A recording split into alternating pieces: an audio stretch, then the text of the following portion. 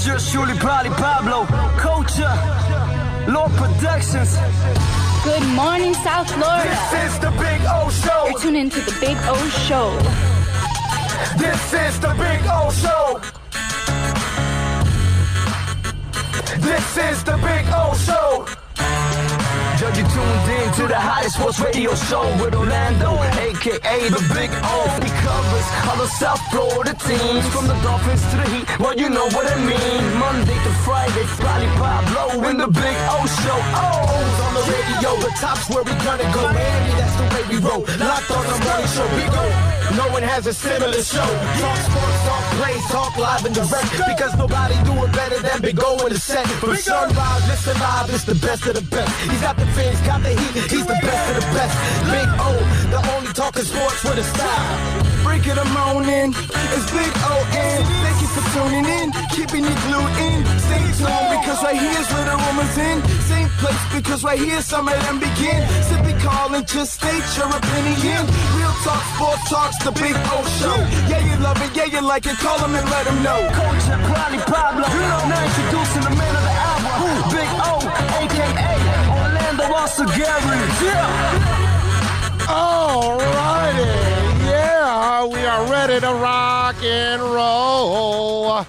Yes, sir. Yes, and we're actually, it's, we got to change a little things because we're inside now. And, you are required now to wear a mask. So hopefully this doesn't muzzle it too much, does it? Does it muzzle it too much? No, man, you sound all right. No, right. we're it's about the same almost, right? Just a touch, yeah, but not enough to make a difference. All you right. know, we're all good. Right. All right. Well, they sell these here at VSS West Pines, and they've got them here. So just in case, if you want to get them, they've got all kinds, different selections there. You can actually pick from. So you can. This reminds me of what's that? Red Dawn. Patrick Right. Swayze Yeah, and there you all go. the kids. Yeah. Wolverine. There you go. Exactly. So there you go. Leah Thompson, Crush City. Oh, and what's her name? yes. Ferris Bueller's sister. Yes. Nose job girl. Yes. Dirty Dancing. Dirty Dancing. What's her name? Gray. Yeah, Thank you. Jennifer Gray. Thank you. Jennifer Gray. And she aged very well. Yes. Wow. Actually, wow. Like really. Like she got better looking as she got older because she was cute, and then she had a nose job too. She also trimmed the nose a little bit. Her best is sitting there with drugged out Charlie Sheen at the police station. Yes. Charlie before Charlie was Charlie, before he had the tiger blood, before he was winning. Future all forecoming of what Charlie was going to be. Yeah. NorCal says, you sound normal. I won't tell you what to do. That was good. Anyway, so we got it going on today. We'll be out here at VSS West Pines for a few hours, having some fun. We got a bunch of things to talk about. Nobody's in the Nobody's in. Anyway, so we got a bunch of things to talk about overall. So we'll carry you out here for a couple of hours. Got a bunch of sports subjects, some stuff going on in life, of course, that we'll get to. All kinds of stuff. Let's see. She had work done, Big O. Yeah. Oh yeah. But it was strictly just the nose job, yeah, right? bro. There's nothing. Hey, listen. I don't have any problem against anybody getting some work done. All right. Lord knows. Look at my face. I wish I could get all kinds of work so I could look like Brad Pitt. You know what I mean? Come on, man. It's just like, I don't know why. Now, when you cut yourself up that you look worse, now that's the problem, okay? I never fault anybody that has a little plastic surgery and they look better from it. Nothing wrong with that. Now, if you're like a 75-year-old Boca woman and you've got your lips that are bigger than, then it's like two Goodyear blimps. Yeah, exactly. And if that's what you want to do and you stretch your face out, it's like what the hell are you doing? That like Dolly Parton went too far. You know what I mean? Sure. She can't make facial expressions, so she can't act anymore. Yeah, see that when you get to that point. But Jennifer Gray's work was perfect, dude. She She shaved off a little bit. I guess the nose was bothering her a little bit, and it did make her look a little different, and she looks fantastic. So you gotta give him credit, man. You know who's one that's ugly too, man? Have you seen some shots of Sylvester Stallone? Oh yeah, literally, it reminds me of Silly Putty, the egg stuff. yes, Pull yeah. up Him and it Mickey looks Rourke. like it just Mickey Rourke. Him and both. just pieces of putty on his face. The Bro. same thing. Mickey Yeah. Rourke is the same Oh. thing. They've cut themselves up so many times that they look absolutely terrible. So Less is more with Yes. any of that stuff. yes, exactly. So NorCal made me stop laughing. Put this thing back on again. Anyway, so we got a lot of things to talk about today on the show. First of all, let me knock this out right here, right now, because the ignorance is amazing, and I get it that there are people out there that just have hatred in their hearts, or it's the thing. Sometimes you have some racist people that are under the radar, and for this, let me express myself really good here on this one. Some of you out there are kind of going under the radar with all of this stuff, that you do have your negative ways, and they will come out. And the whole thing now with Bubba Wallace is kind of coming out. When somebody says that Bubba Wallace is Jussie Smollett, okay, first of all, Jussie Smollett reported something that was completely false. And he's the one that created the entire mess. So when you're so quick to call him Jussie Smollett, two things are happening, okay? And this happens all the time in our society. One, you can't think for yourself. You're too freaking stupid. So all you're doing is repeating something stupid that someone else said. But because you can't think for yourself, you then call him Jussie Smollett. Why? Because he's black? So then it makes you racist. So either you're a dumbass or you're racist. Make your pick by calling him Jussie Smollett, because neither one of the cases are the same. Bubba Wallace never saw the noose, never reported it.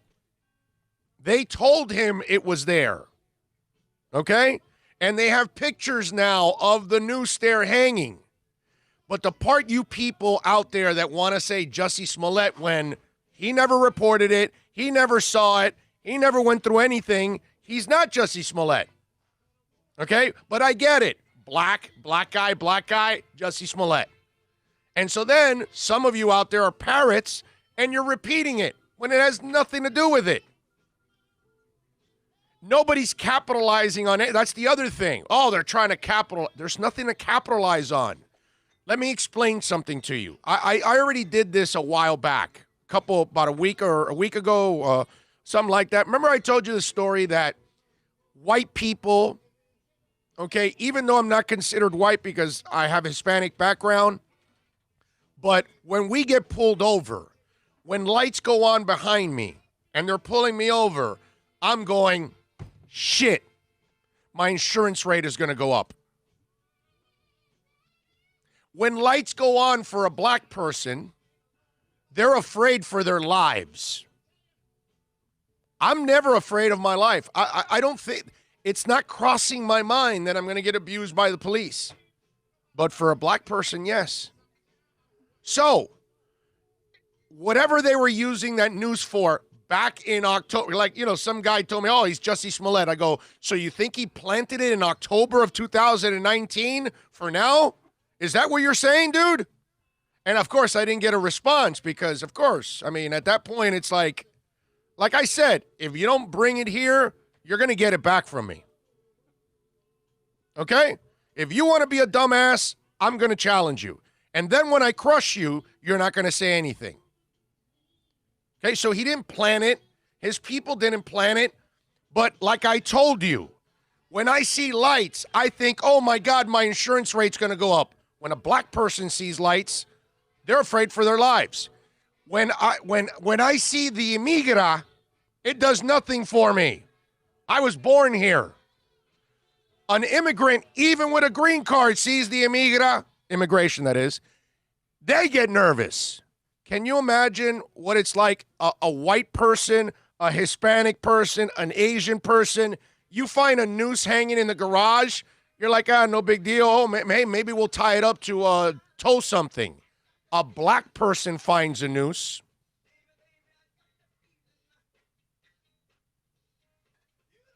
Are we getting it now? Are we understanding each other now? There's a different definition. I find the noose, it's not a big deal. A black person finds a noose, it's a big deal. And it's not Smollett's fault. Smollett. It's not Wallace's fault. It's not his people's fault. Nobody. The damn thing was there. But most of the people that park in number 4 are white. So it doesn't do anything to them.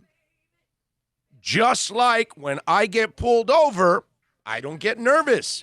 I'm just pissed off. Get my license, get my insurance card, and officer. A black person gets pulled over. Man, they want to stick their hands out. They want to record everything. They're calling people. They're, hey, man, I'm about to get pulled over. I want to make sure I live through this. It's a different experience. And then, of course, we got the ignorant idiots. Oh, he's Jussie Smollett. Oh, he's trying to capitalize on this. Oh, they planted it. Oh, what is wrong with you people? I mean, come on, man. Let's go. Let's have a little common sense. You know, I say this all the time. Take a moment to put yourself in somebody else's shoes. That's all. Black person finds a noose. Dude, it's a whole different ballgame. They think it's a message. The rest of those dudes, they've seen that noose there, and they didn't put one and one together. So, and that noose was there probably to tow something. I mean, who hasn't tried to tow something at one point or another or whatever? I'm not surprised if they were doing something like that. And listen, in the end, that was the best part about it, is that, now, what is it? Dustin Skinner came out right after and, then just laid the bomb. And you heard that, right? You don't know about Dustin Skinner? Who is this clown and what did they say? This is my so-called producer here. Anyway, so Dustin Skinner, for those of you that don't know, like my man Bill here, which was front and center news yesterday about all of this, Dustin Skinner is the son of Mike Skinner, the former race car driver. So Dustin wasn't necessarily happy about everything that was going on and everything that Bubba Wallace has been involved in. He went out and said something really, really disgusting, basically about Wallace, that he wanted. Let me read him exactly. That way, why am I going to paraphrase something this gross? Let's just give this man the credit that he deserves, right? Because, since he's going to be a disgusting human being like this, he, should get all the credit for everything that he said. Wait a minute here. Where are we at? Because I've got the bootleg apology from him, which means absolutely nothing in my book. Here we are. I just want to make sure I get it right here so I can read it the right way with him. All right, here we go. Skinner, Skinner is a driver now and a late model crew chief, commented on Facebook over the weekend, "My hat is off to who put the noose at his car. I wish they would have tied the noose to Wallace and drug him around the pits because he has single-handedly destroyed what I grew up watching and cared for 30 years now." So he, by the way, then later walked back and he said, this was not about race at all. He wrote, adding, "It was stupidly foolish of me to say what I said. No. It's just hateful and racist, not stupidly foolish. You're just a racist and hateful. Your true colors came out, guy. Yeah. And I truly regret every bit of it. No, you don't. You truly regret it now because of the heat you're getting. And your dad even said, oh, my God, I don't even want to be a part of this. If there's any way to take what last night back, I would. All I can do is say, I'm sorry, I love everyone, and wish the world to pull back together and us find a positive way to agree or disagree. I mean, it's like, his apology doesn't mean anything. These racists only care when they get caught. Racists only care when they get exposed. But this is what we have to deal with. Just like we have to deal with the morons that are in a parade of Confederate flags outside Talladega. Just like we got to deal with the morons that say, oh, Wallace is Jussie Smollett, when neither one of the two cases are remotely even close. It's sad. It's sad that there's that much ignorance in this world. It's sad that people could feel that kind of hate. You know what I mean? It's like, I just don't understand any of this, man. It's messed up that your brain processes this and pieces it, and this is the answer you come up with. Like, you know what I mean? Because that's what it is. And it's just, and then see, there's a lot of people that they're dumb, and so they don't think for themselves. So people that are in charge and people that have influence and all, they say things, and it then carries on with other people. And they actually believe that. And so when Dustin Skinner comes out to apologize, dude, it's too late. And you don't want to bring people to I tell you this all the time, don't I? Apologies and sorries don't fix everything. Okay? There's no apology that fixes Dustin Skinner. His heart spoke. You know where it's at. Might as well, dude, stand on your ground. You might as well. Stay the racist that you are. Stay being the pig that you are. Don't insult my intelligence by apologizing. Come on. You don't care. You don't care about certain human beings. In fact, you don't look at them as human beings. That's obvious. It's sad, man. And it's just also very, very close-minded. All right, Troy Ortiz is in the house. Alexa V, Chad Marshoni, Josh is in the house. Herman Cueva, Troy Ortiz, DraftKings FanDuel GPP, Alex Diaz, NorCal. Says, good morning, Big O crew listeners and chatters. Puff, puff, don't give. That's how you practice safety right there, baby. Keep it for yourself. That's right. Super Boom Shack, you sound fine. Let's see. What else do we have here? Even though it's only 60 games, I'm just happy baseball is back. Let's go Mets. Yeah, I'm with you. I'm with you, Alex, to a certain extent. I'm happy to have it back as long as it stays. Because who knows, because of all this coronavirus stuff.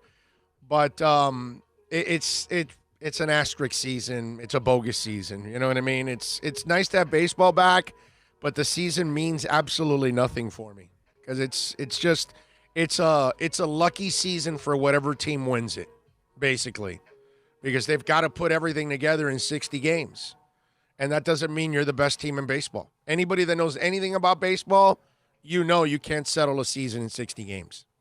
So it is what it is. What are you going to do? Is this something's better than nothing? Right. That's it. I think that's kind of the way Alex feels. He's just glad that it's back. So am I. Okay. I'd rather at least have 60 games in the playoffs than have nothing. Yes. Oh, yeah. So I'm glad at least we get something, Come down to Florida and get Corona. Yep. Let's see. Tommy Italian 305 for life says that's not true. I don't know what it says. That's not true. I don't know what that means. Let's see. Hello. His dad is white. Whose dad is white? What? Just what's it called? Rusty. Rusty Wallace. Bubba Wallace. Dustin. I don't. So what does that mean, Tommy? That he's half white and half black? So I don't know.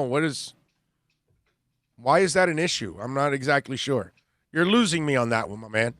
I don't know what that means. And why is that an issue?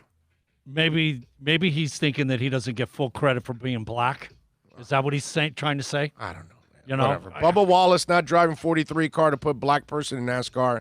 He is a damn good driver. Richard Petty's not a fool. Wallace is capable of winning a race. He's always in the top 20 on a lead lap. He was 14 this past race. No, listen, he was running third. If he doesn't have the gas issue, like what happened, he's right there. Oh, so now we're gonna treat him like what's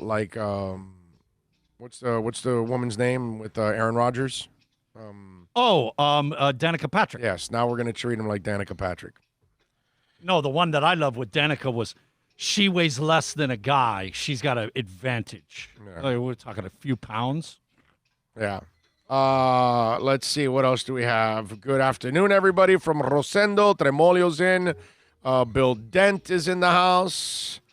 Call of Duty, man of 1,005 holes. So does this 60 game mean starting pitchers will be pitching more often? I don't think so, my man. I don't think you're going to be able to do that to baseball players. The roster you're going to pitch every 5 days like normal. You have to, and remember, they're not going to want to risk injuries on this thing, on a shortened season like this. So, and if you're smart, if you're a smart team, you also don't want to CC Sabathia somebody like the Brewers did years ago. But they did that because they only traded for him to rent him for that half season, and they pitched his arm off to get to the playoffs, and that was the idea. That was the plan. But in this case, if you have a guy that you have, most of these guys are all your long-term guys, I don't think you want to risk any kind of Tommy John or anything like that, you know? Rosters are expanded out to 30, obviously from 25. Right. And I've got to think 4 of the 5 are going to be pitchers. You may get one roster player, right? Yeah, maybe. It's, I'll show you ignorance too. I got a guy on Twitter, and this genius, Daniel Tucker, on Twitter, Dolphin_fan_Dan. He goes, did you know the masks are essentially doing nothing? They can't stop microscopic virus from penetrating. Read the OSHA manual or on masks. It's quite informative. Meanwhile, Fauci and all the other experts are telling you, wear a mask. And so I sent back to him, dude, just go play on the highway and leave me alone. And he's like, oh, you don't have to get all. And I go, listen, bro, there's no discussion with ignorance. Joker just showed you that he was with a bunch of other tennis players all screwing around, and they all got COVID. The Orlando Pride, the soccer team for the women, they all went without masks to a bar, like 20 of them, and most of them came away with corona. I mean, I told them, what do you think happens if you don't wear a mask? Don't you think it's blocking? Nothing is. Everybody knows that the mask is not perfect. It's not a guarantee that you won't get anything, but I guarantee you it's a lot harder to catch corona with a mask than without it. But again, this is an idiot that wants to politicize it, right? Because he falls on one side of it, and he's so dead set on that side that he can't think. And he can't be objective about it.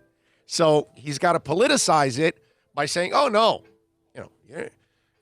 wearing a mask does nothing. That's ridiculous. It doesn't make any sense that you would say something like that. Oh, and by the way, drink lots of water. Do you know why? Because even if corona gets in your mouth, if you're able to wash it down, your stomach acid kills it.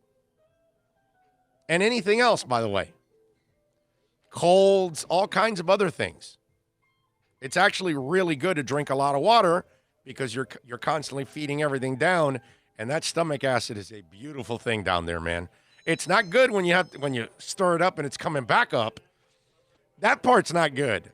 But there's a lot of usefulness with your stomach acid, and it might even kill corona too. Yeah, supposedly your stomach acid is strong enough, like in 24 hours, it dissolves metal. Like it's that. So my thing has always been, man, if your stomach acid's that strong, what the hell is your stomach lining made out of? Yeah. To hold the gas, hold that acid in place. Yeah. It's crazy. It really is. So you get people like that tell you, well, no, don't wear a mask at all. Really, dude? Come on, man. Is that what you're going to say now? I mean, you're constantly watching it. Yeah. It just doesn't make any sense. That's why you saw our numbers of 5,500 now, Florida today. 5,500 cases now. I just saw that, and 5,500, dude. Wow. Did you see yesterday? We're lucky. The death rate went up to 800 and something yesterday after it was low the last couple of days, like 300. It was in that area. Went up to 800 yesterday. So I was hoping that the death rate would stay down because younger people are getting ill and they're able to filter they it got out. a better chance of coming out of it. Exactly. Yeah. Yesterday I'm at McDonald's. I noticed the big. I went to- what's it? The big four now: California, Texas, us, Arizona. We were all over 3,000. I forget which was it, Texas or Kansas, California. They had over 5,000 yesterday. So I go to the nearby McDonald's to get some stuff there for the wife, and there's about 15 cars hanging out in the parking lot, and all the kids are there hanging out amongst each other. Not one of them Nope. with a mask. Nope. Not one. And not social distancing either. No so, social distancing. They're hanging out because there's not a lot of there's nowhere to go, like what we used to do at Hardee's after concerts. Yeah. After concerts, we would go to the Hardee's on 12th and 49th. Is it 12th? Is that where Gus Machado is? Is that 12th? That is 12th. Yes. 12th Because 8th is the Tom McCann with Right. the fire department and Dolphin Denny apartment complex. I right. lived on 16th. Right. Yes. Right. Right. The next one over. Right. So 12th and 49th, we used to hang out in Hardee's after concerts. We'd go to Hardee's and then park there, just like a lot of the other people some would of the park at kids the were car across wash. Some of the kids were across the street at Denny's. At Denny's. Yeah. Figaro's, obviously. Yes, exactly. So they're doing that right now at that McDonald's, that they're all like kind of hanging out and a little music, all that. But we got a pandemic going on. And so I tweet out, well, the kids are all hanging out and they're ready to take COVID back home to mommy, daddy, grandma, and grandpa. You know what I mean? Because that's kind of what you're doing. And to think that without a mask, you're going to be better off. Come on, man. I just wish we would use a little more common sense here. That's all. As long as there's people like that and being out, this thing is going to continue to just be alive and not go away and decrease like it's supposed to. Yeah, exactly. And that leaves the rest of us that are at risk, like we can't even semi-chime in at all. Yep, that's right. Tremolio says next to Toys R Us. Actually, it was Playworld. Playworld was on that corner across from Gus Machado. Didn't you work at Playworld for about a half a second? I quit. I quit to go to a concert. He did not. The manager would not give me the day off. I think it was Hart or Pat Benatar. It was a female rocker going to the Sporto. I forgot which one it was. It's hilarious. And he goes, no, you can't. And I go, I got somebody to fill in for me. And I even went and got somebody. You got your replacement. I got my replacement. You know what I mean? Like somebody else was off, and I said, hey, man, I want to go. I'll work for you and this and that. So the guy just wanted to be a D-bag. And it was like, I'm in high school, dude. You think I need this money? Don't you think I can get like 8 other jobs? So I told them, oh, well, then I quit, bro. It's a trip because you remember you guys all showed up at Winn-Dixie. For Motley Crue. We were going to meet Motley Crue opening up for Ozzy. That's right. We went to Peaches in Fort Lauderdale and on Sunrise. The guy, I'm scheduled on Saturday afternoon, and I'm on a cash register, and it's like, I'm good. Hey, man, I'll see you on Friday. Pick up my check. See ya. Yeah, Outta out of here. I mean, give me a break, dude. You're going to stop us from doing things that we'll never be able to do again to what? Stock another toy on a shelf? Give me a freaking break, bro. I'm out of here, man. Anyway, so the kids were there hanging out, and I'm looking at them. I'm going, this is the problem we have. You know, it's like, and look, kids are kids. It's hard to control the kids, bro. It just is. It's tough. I get it. That's why I don't think college football will happen at all this season. College is impossible. At least with the pros, I give it a little bit more of a shot, only because with the pros, maybe there's a chance they'll be disciplined enough to stay away because they've got mortgages and wives and girlfriends and cars and habits and all this stuff that they've got to feed. You have direct ramifications on you that you're carrying the brunt. Yes. So there's a slim chance that that'll work. But college, get the hell out of here. You're not controlling 100 penises on every football team. There's no way. They're horny bastards at that age. You're screwing everything that moves. And they want to screw you because you're a football player. No dice. No dice. College players, and remember, most of them aren't going to the NFL, and they know it. So, hey, my shot with this blonde and that brunette and that redhead, and no. This is my shot. Get it while you can. Yeah. This party is once in a lifetime. I'm doing it right now. That's kids. You're not going to stop that. Grown men, there's a chance. Only because they got so much to ride on it. Yeah, the college campuses are not loaded with Tim Tebow's, okay? Right. So. Yeah. I guess there will never be sports again since Corona is here to stay without a cure. No, that's not true. Fauci just said they expect to have a vaccine by the end of the year, the beginning of next year. So, and when Fauci said that yesterday, that tells me he knows something about the testing that's going on. He knows some insight that they're making some kind of progress. See, the thing about this vaccine now, this is a vaccine that we have not had. We've never had as a world society the need for a vaccine like this in a long time. It's been decades and decades, half a century probably. So, considering where technology and medicine is now, you have the entire world racing to try to find the vaccine or the cure, or whatever you want to call it, for this thing. So it's a different challenge, and the resources are better than ever. Medicine is better than ever. So I think there's a guarantee that somebody's going to break through, and figure it out. Yeah, labs, where you normally would have 1 or 2, 3 there's 20, 30 in the world that are just focused, isolated on this. That's it. Yeah. Let's see. Richard says, me too, Big O, on incoming tide during slack tide. Got a 20-pounder on heavy bucktail. Okay. All right. There you go. He's fishing. Geez, Big O, it's pronounced Fauci, not Fauci. Oh, whatever, bro. Seriously? Is that what you're worried about? Seriously? You're worried about me saying Fauci or Fauci? You slam me all that whenever I do it, so yeah. I'm loving this guy right now. Yeah. And he goes, what if I pronounced your name al segundo? Bro, it doesn't bother me. Nah, he gets that a lot. It's that I'm impressed, actually, when they pronounce it right, which they never do, right? It's rare. It's like impossible. So I am used to people butchering my name. I don't get bothered by it. I get it for you. You have Hernandez. So nobody ever screws up your name. So you have no idea what it's like. I do, since I was a child. So the teacher would go, Orlando out, and I already had my hand up like, I'm here, don't worry about it. Don't even say the name.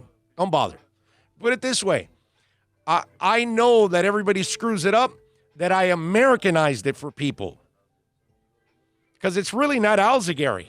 It's Alzugaray. If you're really going to pronounce it the right way, Alzugaray is the way you're supposed to pronounce it. But I don't want to confuse people enough, so I always tell them Al is in the name Al, Zoo is in animals, and Gary is in Gary, Indiana. And they're like, oh, okay, great. Because anybody can say Al, Zoo, and Gary. So I give it. So I let them mispronounce my name my entire life because it's really not Al. Alzugaray? Yeah, it's Alzugaray. I thought it was Alzugari. There's an A. Yes, R-A-Y. Yeah, A-R-A-Y. So it's Alzugaray. Yes, that's how it's supposed. The technical. That's proper technically the way. pronunciation Alzugaray. of- Alzugaray.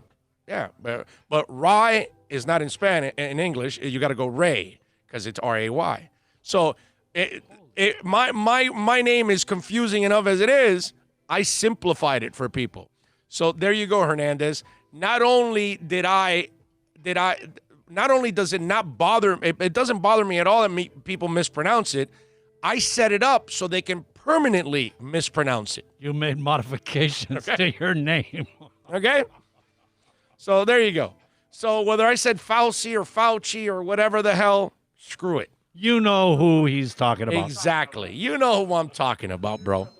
Basically, I think, Richard, what I'm trying to tell you is get a life, bro. Anyway, let's see. Ralph says, it's on a fast track. Don't know long-term effects or how well it will work. You know what, John? I've been thinking about that. And I've been thinking that if I do this the way I've done this so far, that I've kept my distance from people overall, big groups, I'm not anywhere near a big group. I'm only around this idiot every day and my family, pretty much, and very few people. And when I am around other people, I'm wearing a mask, okay? So I was thinking about this, John, and I'm going to pass it on to some of you out there. If we're able to stay corona-free this long, even at the height of it, even at all the mistakes that people are making, people are going to the hospital, people are dying, and those of us that have kind of stayed away from it because we wash our hands, we're not touching our faces, we're learning not to touch our faces and all that stuff. I'm thinking I don't get the vaccine when it first comes out.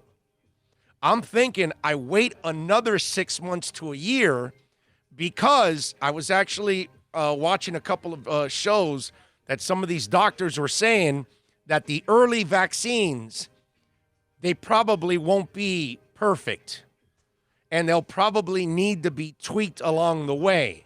And so if that's the case, because you kind of brought it up now, John, that don't know the long-term effects or how well it will work, maybe we're better off, when it does come out initially, okay, well, then a whole bunch of people will take it. That means more people will be protected. That means less people will be out there spreading it, less chances for us that are careful in contracting it.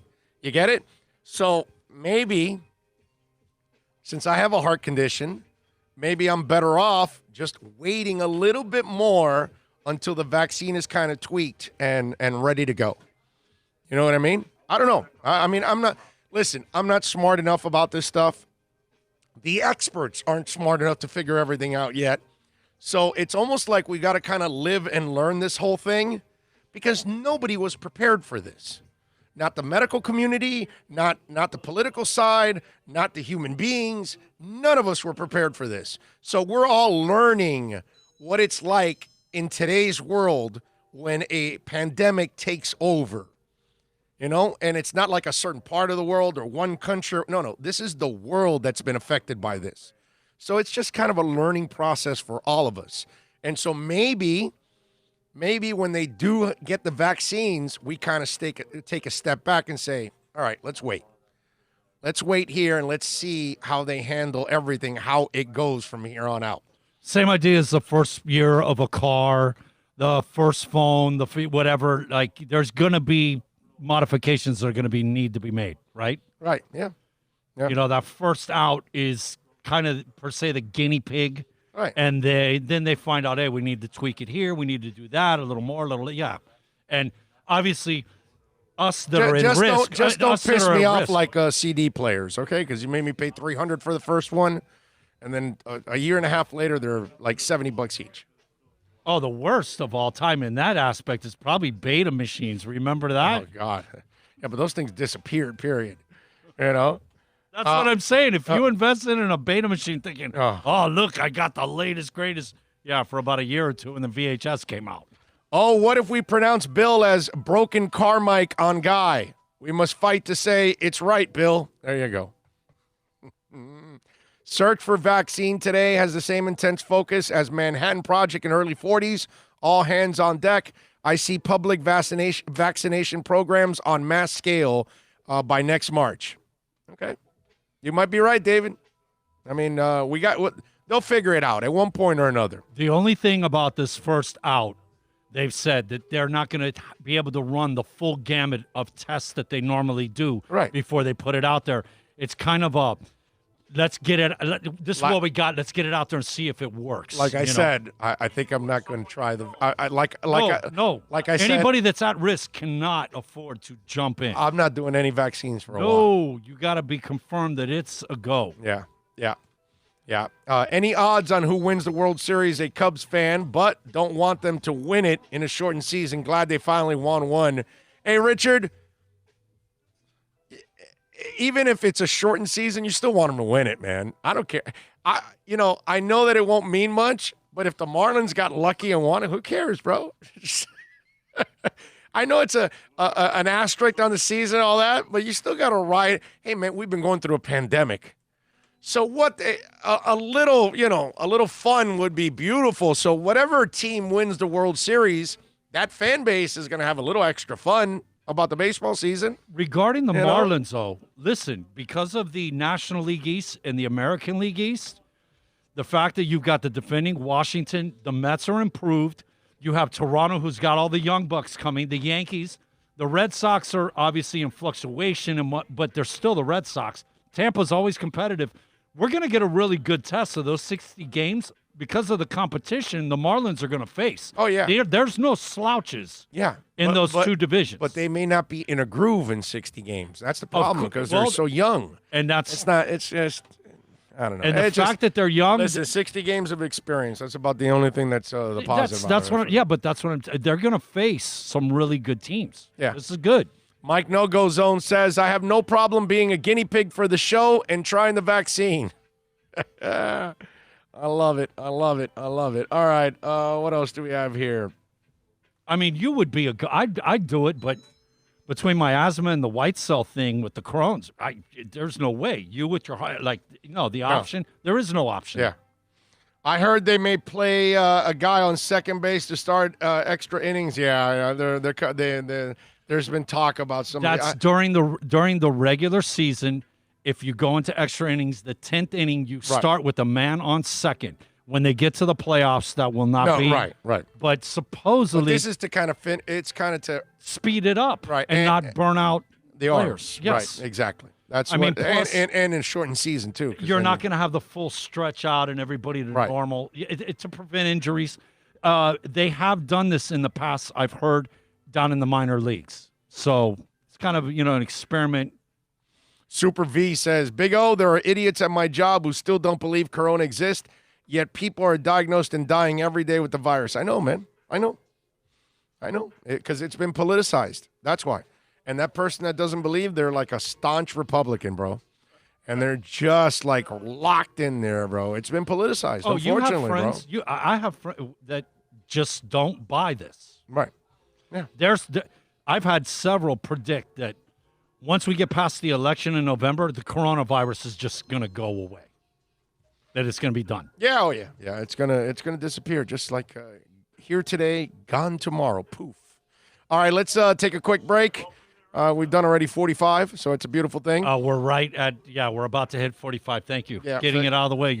And we're here at VSS West Pines, 12397 Pembroke Road. Come on out, see all the boys out here, man. Jose and Jason, all the boys are out here, man. They're ready to hang out with you. I haven't seen Sasha in a while. That's the one that Sasha's been. She's disappeared. Tommy, of course, is out here. Alex is out here. They're all out here. They're ready to take care of you. They've got all kinds of stuff for you besides CBD. which obviously one of our listeners came by yesterday to purchase a little CBD, not only for yourself, but for your animals too. You want to calm down the doggies and the cats. They've got CBD products also for the pets. They've got all kinds of other products like e-juice vaporizers. They've got the e-juice the e-cigarettes. They've got them in 2-packs. They've got all the flavors out here too. They've got the dry herb vaporizers. They've got hookahs, all price ranges, $19.99 and up. I'm telling you, you're going to love this place. Plus, all the other little things that you're going to find here. That's why I always tell you that this is kind of like, see, Barefoot Mailman and Spencer's meets CBD. So come on down to 12397 Pembroke Road. We'll be out here for a few hours, but if you want to come on by, say hi. Oh, one more thing. Because of social distancing, okay, when you come on in, bring your mask. But if you want to call them at 954-613-3367, you can actually go to the website, vsswestpines.com, check out what you want, order it, purchase it online, pull up, and it's curbside service. So they'll bring it right to your car. You don't even have to get off. It's a beautiful thing. Love it. 12397 Pembroke Road, vsswestpines.com. What's going on in there? Super chat. Excuse me a second. It's a buyer's market at Toyota of Hollywood. Over 1,500 Toyotas on the ground, and truckloads just keep on coming. Now pay up to 50% less. 2020 Camry, not $29,000, $17,775. 2020 Corolla, not $22,000, $13,775. Buy a new 2020 Toyota with 0 down and 0% financing, or we'll make your payments till 2021 at Toyota of Hollywood, the #1 volume Toyota dealer on 441 between Hollywood Boulevard and Sheridan Street.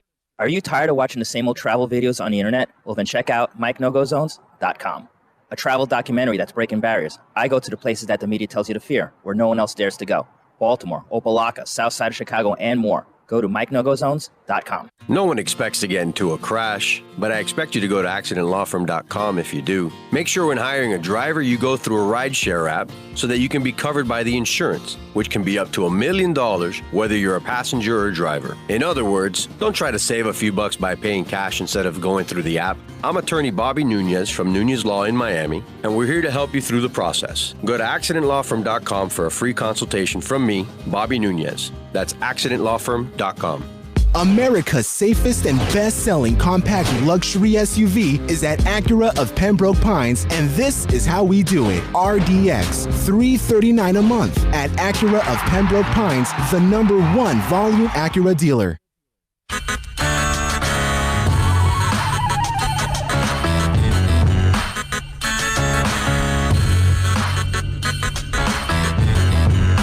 This is the Big O Show.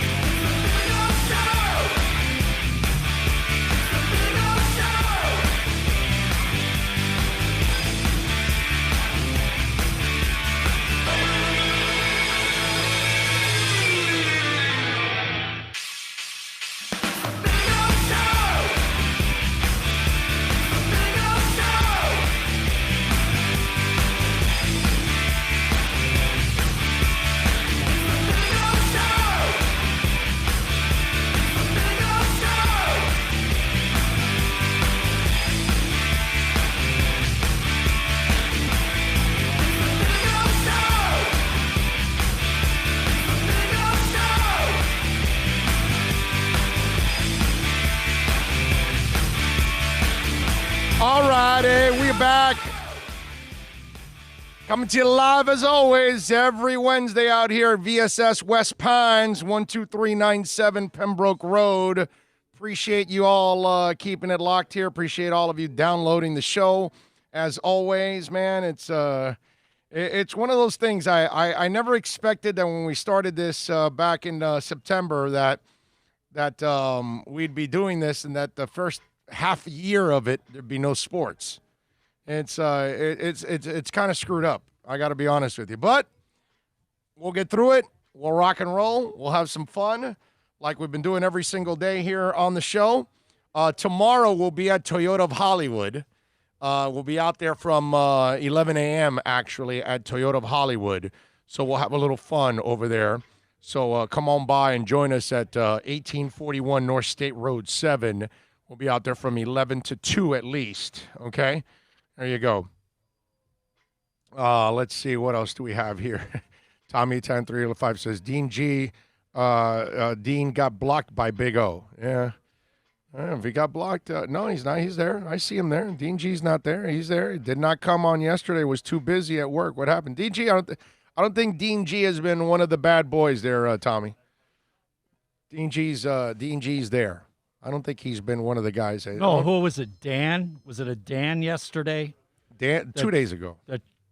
No, it was yesterday. It was yesterday I blocked his ass? He tried to tell you what. Oh, yes. Yesterday was the day he tries to tell me what to do. Yes, that's exactly. That's why NorCal would kick gloves, not, Yes. Yeah. It's a pretty simple rule on our show, bro. Just, don't try to run the show. It's just like it's not going to work. You know what I mean? It's just not going to work. It is what it is. If you want to get under O's skin, just battle him. Go 180 from what he said. Like he said. Just don't tell me what to. You're gone off the cliff. And you're done. Yeah. You're not going to control the show. Just fight with them. Just fight with them. Yes. Just don't tell me what to do and what to say, because that will not end up happening on this show. That's for sure. Dean Schrouder is the one that's blocked. Okay. Well, then Dean, yes. It is. I guess he must have been one of the idiots. What are you going to do? It happens. Anyway, so we got a bunch of things to talk about on the show. NBA, they are coming back, and players are starting to kind of fall by the wayside. David Bertans, who's a hell of a shooter, he's had 2 ACLs. He said, nope, I'm not playing. And I've got a big contract coming up. I don't want to miss it. He's an unrestricted free agent, look, Washington has no shot at the playoffs. It's ridiculous that they're even in the mix as it is. But I understand why he's not risking it. And there's also a part of me that says he doesn't want to stay in Washington either. That he's probably, because he's unrestricted. And there's no tagging in the NBA like there is in the NFL. So in the NBA, you can leave. This is a guy that's going to leave. There's no doubt in my mind he's not coming back. Trevor Ariza also has an issue, too, that he wanted to stay because of his son. And he's got visiting rights with him for the next month. And he's in the middle, of a divorce and all that stuff. So he chose to do this. Now, he's with Portland. They're not going anywhere either. You know what I mean? So that was kind of a trend with the first two, that they had their personal or professional issues with it, and they're out. Yesterday, Avery Bradley decided, I'm out. I'm not going to play. Now, the Avery Bradley one, I have a beef with that one. Okay? Because Avery Bradley is opting out. Let me read you the story, okay? Bradley, his 6-year-old son Liam, has a history of struggling to recover from respiratory illnesses, and it's unlikely that he could have been medically cleared to enter the Orlando bubble with his family. As committed to the Lakers teammates and the organization as I am, I'm ultimately play for my family. And so, at a time like this, I can't imagine making any decision that might put my family's health and well-being at even the slightest risk. As promised also, I will use this time to focus on the formation of projects to help strengthen my communities. Okay, now, Avery Bradley was one of those cats that was kind of like he was kind of on the Kyrie side about maybe we shouldn't play. And, Kyrie's a phony. That guy, come on. He's a flat earther. That's all you need to know. Now, his son has a history of struggling to recover from respiratory illnesses. But he's not ill right now. Okay? And Avery, you're not going to get $1 million because you're going to be away from him for 3 months. The one that I got to tell you that this one bothers me a little bit if I'm the Lakers, because if his son was sick and he needed to attend to his son, I'm all for it, dude. Forget it. Your son first over anything you're going to do in basketball. And Avery Bradley's made some money, so it's not like the end of the world for him to miss these games. I get it. But your team has a shot at a championship. Okay? Your son is not sick. Okay, so you're not going to see him for 3 months. This all falls in line with Avery Bradley like I do with millennials and Generation Zs and any other idiots out there that tell me, oh, I don't want to be stuck in my house. You know, I only have one life to live. You're 22. Don't worry, okay? So you're stuck at home for a couple of months. Even if you're 53 like me and you're stuck at home for a couple months, you've lived 53 years of your life, able to party and do a lot of things. You can stay in your house for a couple months, and eventually we'll get back to our lives. But right now, let's focus on saving people. You know what I mean? And so for me, the Avery Bradley one would be bothering me if I'm a Lakers guy. Because the Trailblazers aren't going anywhere. The Wizards are a joke. I get that. But the Lakers, man, that's the one team that I feel has a shot against the Clippers. I still think the Clippers are going to win. They're better, and they just got better again more than the Lakers because they lost Avery Bradley. And trust me, if they replace him with J.R. Smith, it's not even the same player. Not even close. Okay? So I kind of find it cheesy that he's stepping away from the game. If your son is not ill and they don't need you at the moment because you have to take care of your son, you got to be there to support your family, your wife, all of that. I would understand that 1,000%. But what is it? Why? Because you're going to be away from your... You've been with your son the last 3 months. You've been out of basketball. So what? So you leave for 3 months. You know you're coming back. And what do you have to do after you're done? Maybe you quarantine for 2 more weeks to make sure, and then you hang out with your family? Okay. Not the end of the world, man. To me, the Avery Bradley one, cheesy. Okay? Flipper13 says, right on, Big O. Avery Bradley could have played, and if his kid were to get sick, he could leave the bubble, and even though he's not a doctor. Yeah, no, that's right. If the kid would get sick, he'd say, hey, I'm out of here. I got to go take care of my son. Nobody would question that. But if I hear your son is not sick, and you can't be away from your family for 3 months because you don't want to be in a bubble, oh, give me a break, dude. How soft is this world, man? What have you been doing the last 3 months? Haven't you been with your kid? You got 3 months now. Anyway, let's see. Anyone heard of Candace Owens? Yes, I have heard of Candace Owens. Big deal. Mike Miller might be in play too for the Lakers. Can he walk? Let's see. Bet the house on the Heat 2020 NBA champs. Trust me. Yeah, Rich. Yeah, we trust you, buddy. Avery doesn't want the blame if the Lakers lose. There's only one guy that gets the blame. Okay? There's only one guy that gets all the credit, and there's only one guy that's going to get all the blame, and that's LeBron. Okay? Nobody cares about Avery Bradley. Let's see. McLean, no, I don't trust you on that. Yeah, that was kind of like a given already. We can't trust him on that.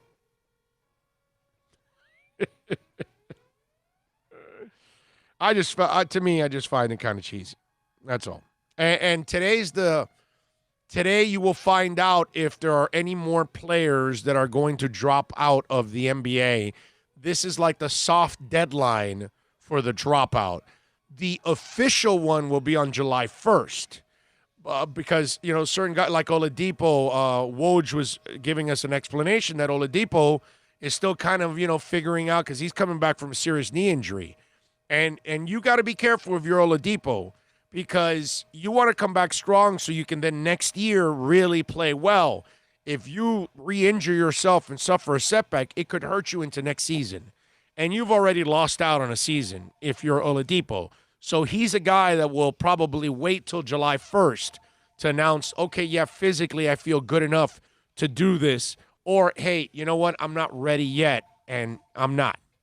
So those are some of the things that we're going to find out today if there are any other players that actually could be dropping out. DeMarcus Cousins, by the way, report says not returning to the NBA this season.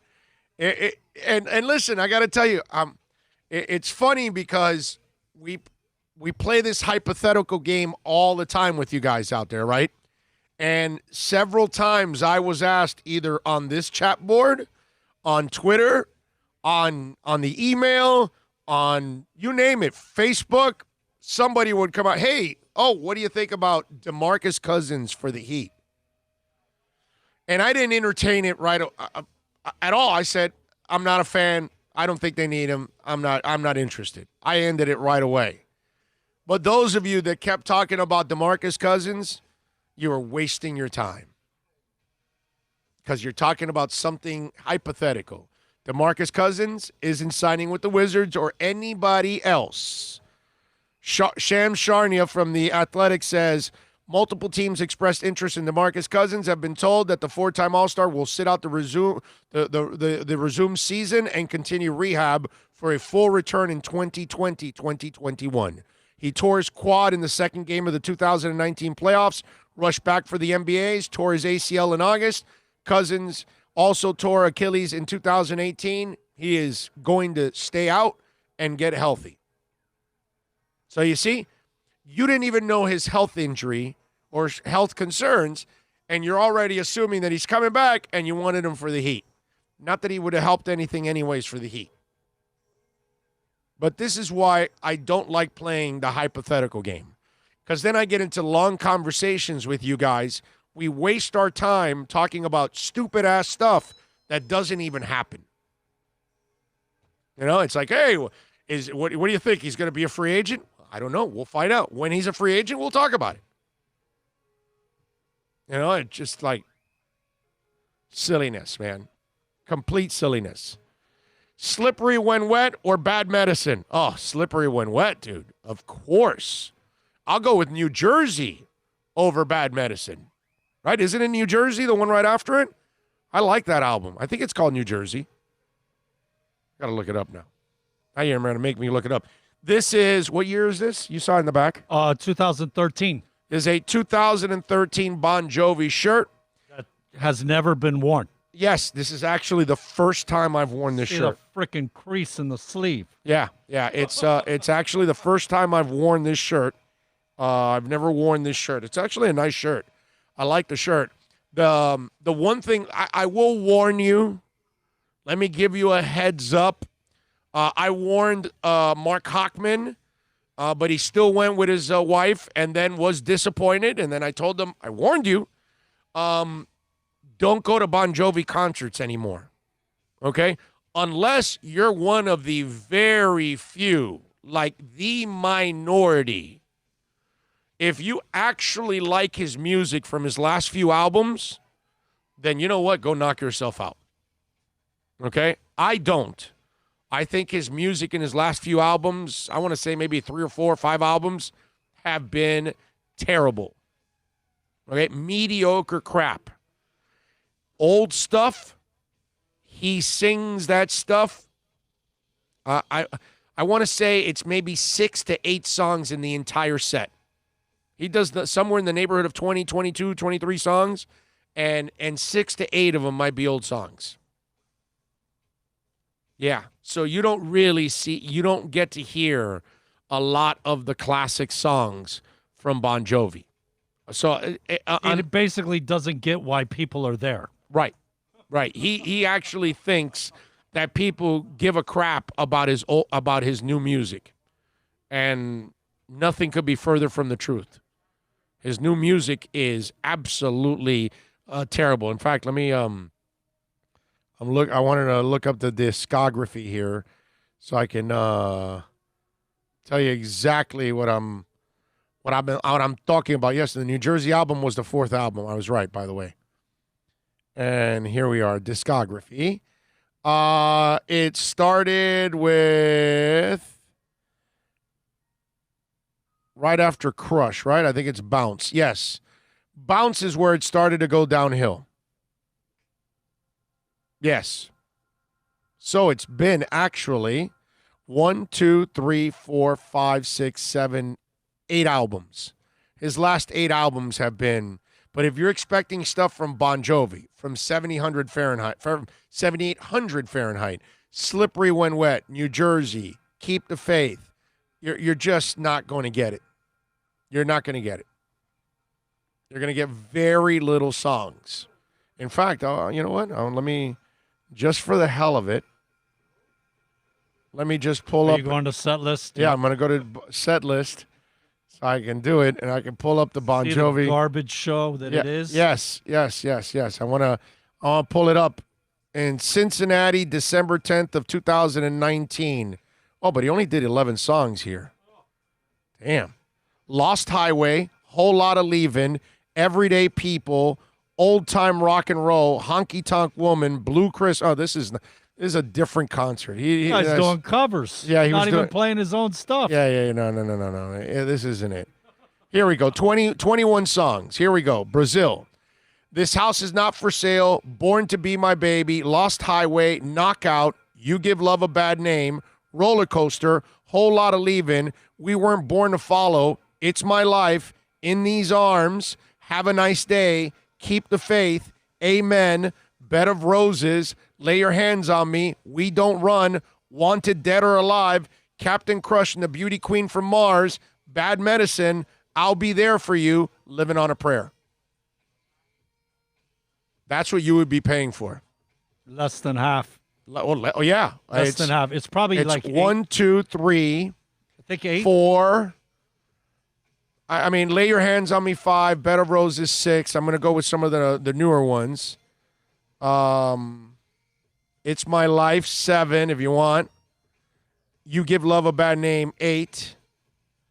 That's it. Was I good? Yeah. 8. I was going 8 out of 21, but and 8 out of 21, and I'm throwing It's My Life in there, okay, which is, and Bed of Roses is a terrific song, but those are and Lay Your Hands on Me, those are newer songs. But some of the older rock songs, you're not the real stuff. The real stuff. You're not getting it. You're not getting it. It's a lot of fluff, man. I mean, to me, his best is 7800. Yeah. That first is. Yeah, and you're right. Sambora's gone too, so that's probably why it's also fluff. Yeah, you don't go to a Bon Jovi concert. I mean, again, if you want to hear the newer stuff, then knock yourself out. You're good. But if you want to hear the good stuff, don't go to a Bon Jovi concert anymore.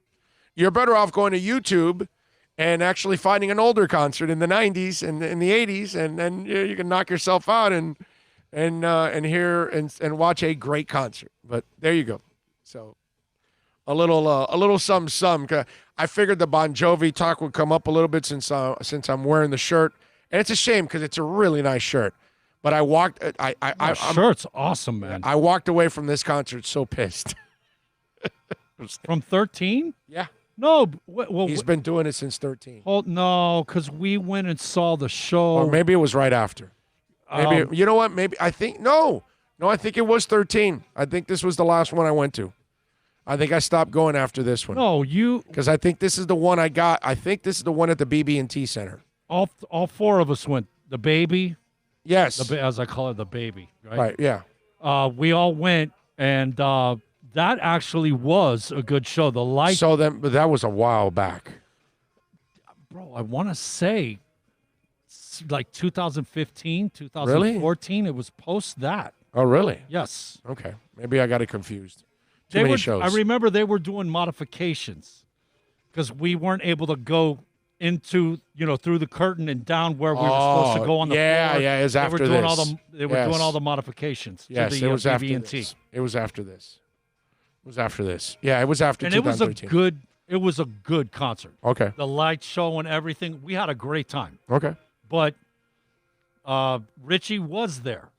He may be that piece that forces them to. Oh, okay, yeah. Well, Richie was there. Well, yeah, Richie's not there anymore. They've already had their run-ins. But I can download the rest of Bon Jovi stuff. That's what Adam says. Yes, Adam. Download it all, baby. Download it all. My mom thought I worshiped the devil because I listened to Zeppelin and Ozzy. Yeah, you have no idea. My dad would walk into the room and look at all the Iron Maiden posters. Yeah, but dude, that was your wall, your ceiling, your baseboards, your door. Everything had It Maiden. literally, you could not see any wall. It was posters. It was all Maiden, too. Yeah. Yeah. I had so many posters. I made a creative way of putting posters. I put them half on the roof and half on the wall. So they were like diagonal all the way around, and then I could put another poster under. What can I tell you? Rock and rollers, man. That's how we are. Big O, your parents let you go to rock concerts at 11. Cool parents, weren't they? Yes. No, they weren't hippies. No, Cubans are not hippies. Cubans aren't hippies, bro. That's hard to find. If you have a Cuban hippie, that must have been a kid that got here like in the 50s and then grew up and became a hippie in the 60s. You know what I mean? And then he had kids, and then, you know what I'm saying? But if it's a regular Cuban that came off some kind of a boat, raft, or plane in the late 50s or 60s, those were your. No, I could remember here. You with bandanas from your knees to your ankles with the suspenders. Yep. And me with, the bandana tied around my arm and, my knee-high moccasins, and walking out the door and looking back and your dad just shaking his head at us. Yeah. But, hey, he took us to the concerts. He did everything. My mom did not get in the way either, all that stuff. Because in the end, they were like, I don't know what they're listening to, but okay. I don't see they're doing anything really bad. They're just listening to some music that I have no idea what the hell it is. So they were pretty good about it. I can't complain. My parents never got in my way ever for my music, ever. And well, put it this way, my dad and my stepmom ran into Iron Maiden recording Peace of Mind in Nassau. And because they would walk into my room and see all the Iron Maiden posters every day, they saw the faces of the band.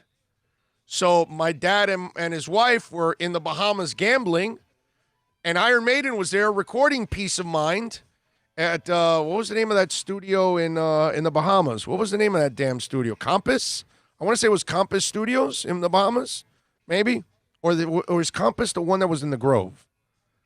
I forgot now. Anyway, so, or Criteria. I think it was Criteria. I want to say it was Criteria. I don't know how I remember these things. Anyway, so they were recording it there in the Bahamas, and they saw them. So my stepmom actually approaches Iron Maiden, approaches Steve Harris and Dave Murray, the guitarist, and she says, "Hey, my stepson's a huge fan. Would you mind giving us an autograph?" And so she calls me and she says, "Hey, I ran into your guys from Iron Maiden here." And I said, "Oh, they're there recording," because I knew that they were recording because, obviously I read Cream and Hit Parade and Kerrang and all those damn magazines. Compass Studios, founded in 1977. Chris Blackwell, the owner of Island Records. Compass Studios. How do I remember these kind of things? Anyway, so good job, bro. I don't know how I do it, bro. So I go to her. Can you try to get them on? I've told this story before, and she went back and said, "Hey, would you guys mind talking to my stepson? We'll get him on the phone on the house phone in the lobby." And sure enough, dude, she got him on the phone, and I talked to Steve Harris and Dave Murray. I was 15 years old. I recorded it too. Okay, not only that, because when I told her, "Hey, go And I went and I got a record and I got already prepared. Little did I know that was going to be my future, doing interviews and recording them on phones, because I was going to be a radio person, which I had no idea. But at that time, there you go, that was my early preparation. And then I had to record it because there's no way the next day anyone in school is going to believe me that I talked to Dave Murray and Steve Harris at all. So I had the tape. I still have the tape. I got to get that audio because it's funny. I think I said dude about 100 times in a matter of like 3 minutes. I was so nervous. I mean, I'm talking to like my heroes in music, and especially Steve Harris, which for me is like, he's like one of my favorite musicians of all time. It's so it was cool. It was cool. Dave Cash comes in and says, Compass Point Studios. Nice job by you, Dave. NorCal says, 1987, I was 14. My parents and I couldn't go to the day on the green with Whitesnake, Poison, and Motley Crue. I was crushed. They let me see Iron Maiden in 88. Guns N' Roses canceled as openers. F you, Axel. I'm thinking about it. The only complaint I ever got from the folks was black T-shirts. I'm sick of seeing you in black T-shirts. Well, but back then they did not have any variety. Oh, that's all. It was white or black. That's it. No, white or black. And that's all we wore. That's all we wore. Now is when they've, over the last 25 years, they've caught up and like, hey, let's make a blue one. Hey, let's make a purple one. Yeah. Hey, let's make. Right, exactly. Hey, let's make a green one. It's and which one do we buy? Right. Whatever is the off color. Right, whatever is the off color. Exactly. For sure, dude. For sure. Definitely. I'm with you, man. All right, 786-322-1105. If you want to get in on the accidentlawfirm.com text line, Mike Nogon says Steve Harris is one of the greatest bass players. No doubt, man. No doubt. He is an absolute monster. Although I'll tell you this, Mike No-Go Zones, if you could go see Primus live and go see Les Claypool, that guy's fun to watch too, man. Nobody plays bass like him either. It's like it's one of those things. Certain guys, Flea, there are certain guys that you can go see. Like Flea's the lead guitar of Red Hot Chili Peppers. When you go to a Red Hot Chili Peppers concert, pay attention to the music closely. And the bass is more of the lead than the lead guitar is. Okay? Yeah, certain bass players just put on a show. Steve Harris is one of those. Obviously, the other two guys that I talked about were also absolutely amazing. So he has never used a pick. True bass player, yeah? Yeah. Yeah, well, it all depends. I'm not going to call you're a non-bass player if you use a pick, because sometimes you can get creative with it. And so, there are guys and women, by the way, that do a really good job with the fingers, and they add the pick also to it. So I can't knock somebody for that. All right, 786-322-1105. If you want to get in on the accidentlawfirm.com text line, you can also reach out to me on Twitter. That's at Big O Show. Follow us there as always. Let's see what we got on the accidentlawfirm.com text line. G-Bro told me he came by here yesterday. Got himself a little CBD. He says, absolutely, they showed me where you do the show from and how they move the glass, and they set it all up. I was wearing a FedEx uniform in case they tell you. There you go. They did tell me, actually, that you came in yesterday. So thank you all. Whenever you go to Toyota of Hollywood, Craig's Inn Acura, Murias Dental, whatever it is that you do, man, okay, make sure Caneswear, you mention our name, okay, and you come out here to VSS West Pines, mention, it's very important you tell them that we sent you. Big O, I was just listening to your podcast and you were talking about fast food. I haven't had fast food in 10 years, and I don't miss it one bit. G from Pennsylvania. G, you are a G. Because if in 10 years you can avoid not having fast food, that's a G move in itself. That at no point you were desperate enough to settle for fast food, That's awesome, dude. Like, that's super impressive. The last person I heard that did this was Todd Marinovich, the kid out Okay. at USC. Right, that okay, yeah. Never Right. ate fast food. Yeah. Well, him and Tom Brady are probably, and Ken Wake. Ken Wake's the other one. Good morning, Big O and Bill from Michigan. Now that my new phone finally updated my apps, I am happy to share the show on my Facebook. All right. I love it. Keep doing it, baby. Jesse in Minneapolis. Okay, Orlando. I was in the D.C. area in the mid-late 80s. Many, many nights were spent in the hairband clubs. GNR came on the scene like Hiroshima. Suddenly, almost every cover band had a GNR tune in their sets. What was the scene like for you in Southern Florida back then? Mid to late 80s? Well, I mean, mid to late 80s was still the Sporto. We had Flynn's in Miami Beach. We had Strawberries for a short time after it was a disco for many years. It became a rock club. The Button South. The Button South. Tree. What was the treetop? The trees. Yeah, I the know what you're. beach? Yeah, it's not tree, but it's like that. I know what you're saying.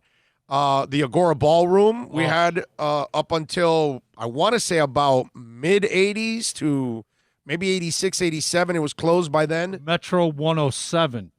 Oh, Rock Club on Kendall Yes. and 107 Yeah, Avenue. it had a little rock there. Yes. Yeah, we had a couple of rock clubs. Not too many, but we had a few rock clubs back in the day. And then, we had our venues, whether it was James L. Knight, whether it was the Sporto, man, what am I missing? Sunrise. So we had several venues overall. Man, I'm missing. Miami Marine Stadium. We still had, we talked about it. I don't know, was it yesterday, day before, whatever? That would be yesterday. Yes. Yeah, Marine Stadium was one of our places that we can rock out. So it was a cool scene. The good thing, we had a lot of luck in the 80s. We didn't really lack bands coming through in the 80s. Everybody came through where Everybody, we weren't that a has bastard changed. child. Yeah, that has changed in the last 20, 30 years now. Not every band comes through. But back in the 80s, we were still the main rotation. We were in for all the bands. In fact, a lot of bands started their tours here. Now, we're lucky if they go to West Palm Beach, okay? Yeah. No, well, we're lucky if they go to Orlando, dude. If they go to Central Florida. No, well, I was they're saying lost. Like, Yeah, right. I see what you're saying. Yes. That's only 60 miles up the road. Yeah. When you got to do an up and back on a Tampa or an Orlando. Yeah. That's a little bit of a mission. Mike No-Go Zones. I love Nuclear Valdez. Yes, man. Share a little shelter, man. Of course. I love Nuclear Valdez. They're from here. They're from Miami. I saw Nuclear Valdez. Oh, a place that I forgot. And is where I saw Nuclear Valdez. I saw him at Churchill's. Yeah, I've seen Nuclear Valdez. Share a little shelter is, I mean, if anybody, those of you paying attention here, watching the show, once in a while I'll tell you a band and a song, right? Nuclear Valdez, Share a Little Shelter. Okay? That's all you need to know. Play that song, and that's a tune that if you play it now, you're going to go, man, I want to hear that tune again. And then tonight, you're going to go, wow, turned me on to a really cool tune. I got to listen to Nuclear Valdez again. Because it's such an uplifting song. I probably don't go a month without throwing it on YouTube. Share a Little Shelter is just a phenomenal song, man. I'm telling you. So go check it out there. Nice job by you, Mike No-Go Zones, knowing Nuclear Valdez. That tells me you know your music, dude, because that's deep stuff. Local and deep. You gotta, you gotta be a little hardcore to know a little Nuclear Valdez. So that's pretty good, man. Super Boom Shack says she sold strawberries to Luther Campbell. Who's that? I don't know what we're talking about here. Is so lucky he's been to all these concerts. Yes, I am. You know what, Alexa? I kiss the ground I walk on every day that I've been able to enjoy the amount of music in my lifetime that I've been able to enjoy.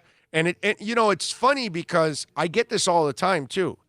Why do you go to so many concerts? There are people that it bothers them that I go to that many concerts. I've even gotten to like, hey, aren't you with your family? And I'm like, yeah, of course I am, but I want to go to concerts. It's like it's part of my life, you know? And it's not something that I created all of a sudden. This is who I've been since I was a child. It's sporting events, it's concerts. When I met my wife, then girlfriend, in junior college in Miami-Dade South, she saw me that she was with me, and right when she got with me, she was the one joining me on my games. She was my partner for my season tickets, whether we were the Heat. My wife and I, we had the season tickets for the first 4 years of the Heat. Then I got into the business, and I've been in the business ever since. And I haven't gotten tickets, obviously, because I'm in the business. And she would go with me to Dolphin games too. But then she would also go with me every once in a while to a concert. She didn't go to all of them because she's not really, a hardcore rocker. But there were selective ones that I would tell her, hey, I want to take you to this one. Because if I know she's going to like it, then I'll take her. If I don't think she's going to like it, I'm not going to take her because I'm not going to torture the poor woman for an hour and a half or 2 hours or 3 hours for a show. You know what I mean? So it's funny that I get everything from people. I get people like Alexa that says, hey, you're lucky. And then I get the people that don't understand it. Like, I'll tell somebody, oh, yeah, I'm going to go see Van Halen. Yeah, this is, I think, like the 14th time I'm going to see Van Halen. I don't even have to say 14, but if I say that it's the third or fourth, they're like, you already saw them. Why do you want to see them again? And it's like, you don't understand. It's just one of those things. You don't get it. Every concert's not the same. And the person that doesn't go to concerts, they think every concert's the same. And no, every tour is different, and they're going to add different songs, and sometimes there are going to be different reasons why they're doing a tour and those kind of things. But again, if you don't love music, if you don't have a passion for it, you're not going to follow it the same way. You're not going to have the same love for it. Lisa says, hey, any country artist you have seen and like? Well, okay. Want to make sure I get this right. Chesney, I like Chesney. He has kind of a rock feel to his country a little bit. You're asking Kenny Chesney. You're asking me. I'm just telling you. I've probably heard. I'm sure you have Kenny Chesney. Being at bars, playing darts, pool league, I've heard a lot of country. But to be able to name them, that ain't gonna happen. Oh no, yeah, Lisa, I am not a country expert. Anybody knows that. But there's a couple of guys that I do like. The dude that always wears the black hat, Clint. Oh, maybe it's not Clint. He does it with Faith Hill. What's the name of the guy with Faith Hill all the time? What's his damn name? Huh? What did Jason say? You know what? Shania Twain, I know she's cute as hell. I know like one or two of her songs, but I can't tell you that I'm a Shania Twain fan or anything like that. The Chesney guy I do like. Help me out with the guy that is always wearing the black hat that does a lot of duets with Faith Hill, isn't it? I think she's his husband, right? I'm pretty sure. What's his damn name? I like him. There's only a few, Lisa, that I may know and like, so I am not well-versed in country. Now, I'll tell you this, Lisa. There are songs that I've heard and I like and I don't know anything about, but it's all modern country. I don't like the stuff from 30, 40, 50 years ago. Is it Tim McGraw? Tim McGraw. That's it, bro. Okay. Damn it, Tim McGraw. Thank you. Yeah, you did. There, it's coming in now, Tim McGraw. He's got a black hat on. Yeah. You know. Brother of? You're doing way better than me. Brother of? Oh, Tug? Yeah, Tug. Tug McGraw? Yeah, I'm hitting the glove. Remember, he would hit the glove on his thigh. Seriously? Tug McGraw is Tim McGraw's brother. Closer for the Phillies. Yeah. World Series. World Series, baby. I was a Phillies fan before I was Marlins fan. So Tug McGraw is. I'm just glad I was in Allentown, Tug Bethlehem McGraw. that year. Tug McGraw is close to my heart because those Phillies are close to my heart because Mike Schmidt is my guy. So Rose playing first, Manny Trujillo, Boa. Yep. Greg Luzinski. And the guy who used to work for the Marlins also played for my Phillies. Tony Perez also had a little Tony, yeah, you know cup what? of coffee there. Yes. Of course. Morgan actually was there for a half a second as well. Clint Black. Clint Black. There we go. Are the Eagles considered country or rock? Most songs sound a little. Well, Richard, early Eagles is country. Okay, when they had Bernie Taupin was their lead guitar, they were country. Once they added Joe Walsh, they became more rock and way less country influence. So early Eagles, you are correct, sir. There's a lot of country in their rock. After Bernie got pushed out because Bernie was more of a folk country guy, once they got him out, remember, Bernie came from God, what's the name of that funky band that he came from? The Sausages or Peppermints or whatever. It's just one of those funky bands from the 60s, bro. What's the name of it? The Flying Burrito Brothers. I'm pretty sure of that. Bernie was part of the Flying Burrito Brothers from back in the day. Sounds like a trapeze team for a circus. Yeah, it's because the Eagles use people from Poco and the Flying Burrito Brothers to kind of put everything together. You know what I mean? And Poco became a feeder system for them because they got two singers from that time. You know, so when they pushed Bernie out, right? Because Bernie wanted to keep leading the band more in the country, but what's it called? Felder and especially Fry, they wanted to have more of an edge. So they went to James Gang and got, obviously, Joe Walsh, and then the rest is history. So then that's where you start hearing a lot less country influence in the music. So there you go. So it's kind of you're right, and then no. I can't say you're wrong. It's just a change of guitars and the influence, and then that took off. It depends on which album and what year. Yeah, no, but early Eagles has That's country, what I'm saying. and then after That's that, what I'm saying. Yeah, yeah. Once Hotel California and on, that's it. It was over. Big O, did you see the Who in '82 in Orlando? B-52s opened for them and were booed off stage. Yes, I saw the Who, but I saw them here, not that '82 concert. Okay, I did not. 82, that was Eminence, right? Eminence front, yes. Oh. Yes. Please don't those hands actions anymore. It looks like you're tugging for real. I don't know. Hands action? Oh, that's when you were doing the Tug McGraw slap. Oh! You look like you were. I'm slapping it. I'm slapping it. Okay. Well, your mind's in the gutter, bro. Little extracurricular activity here at VSS. And I wonder if any of you picked up the Tug McGraw like slapping the thigh. That's there's 57 people right now on the chat board. Maybe they two, just think maybe you're two. tugging it. Forget the McGraw. You're just tugging it. Yeah. Lisa says, I only like the newer country too, but seriously, you will dig Urban. He is incredible. Hard to believe he's country. Okay, I will check it out. I newer country, I got no problem with. Older country, I will brutally tell you that. So you're not going to whip out a it's gonna put me to sleep. Wait, man. what about Willie Nelson, brother?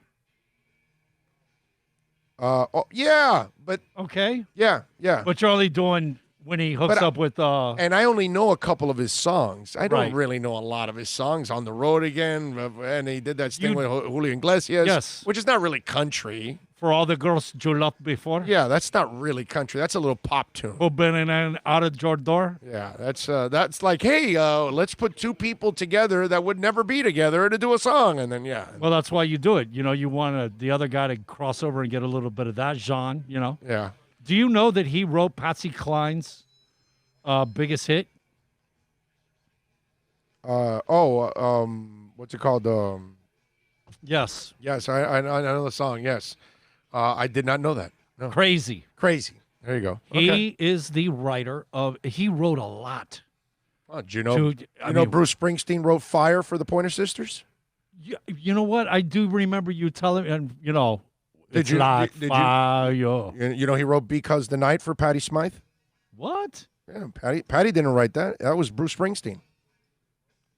Bruce Springsteen is like another. Bruce Springsteen is a freaking god, bro. People don't realize how many. what that guy does. Like, It's not just his hits. It's like Prince too. Like Prince writes for other people Oh, too. man. Manic Monday. He wrote Hear Manic that, Monday. But I mean, you think of all the people. Yeah, Apollonia. Sheena Easton. Sheena Easton, you got thank the, you. You got Yes, the look. Yes. That's Yes. Prince. I mean, Prince has written so many different songs There for is no other Morris people. Day in the time. Right? Yeah. Without. Right. And Six Killer from this girl. What's her name? Apollonia. That's his song. Apollonia 6. Ooh. Yeah. Oh yeah. Fine. But yeah. Lake Minnetonka or Tiki Taka. You had it right the first time, man. Lake Minnetonka. Tiki Taka.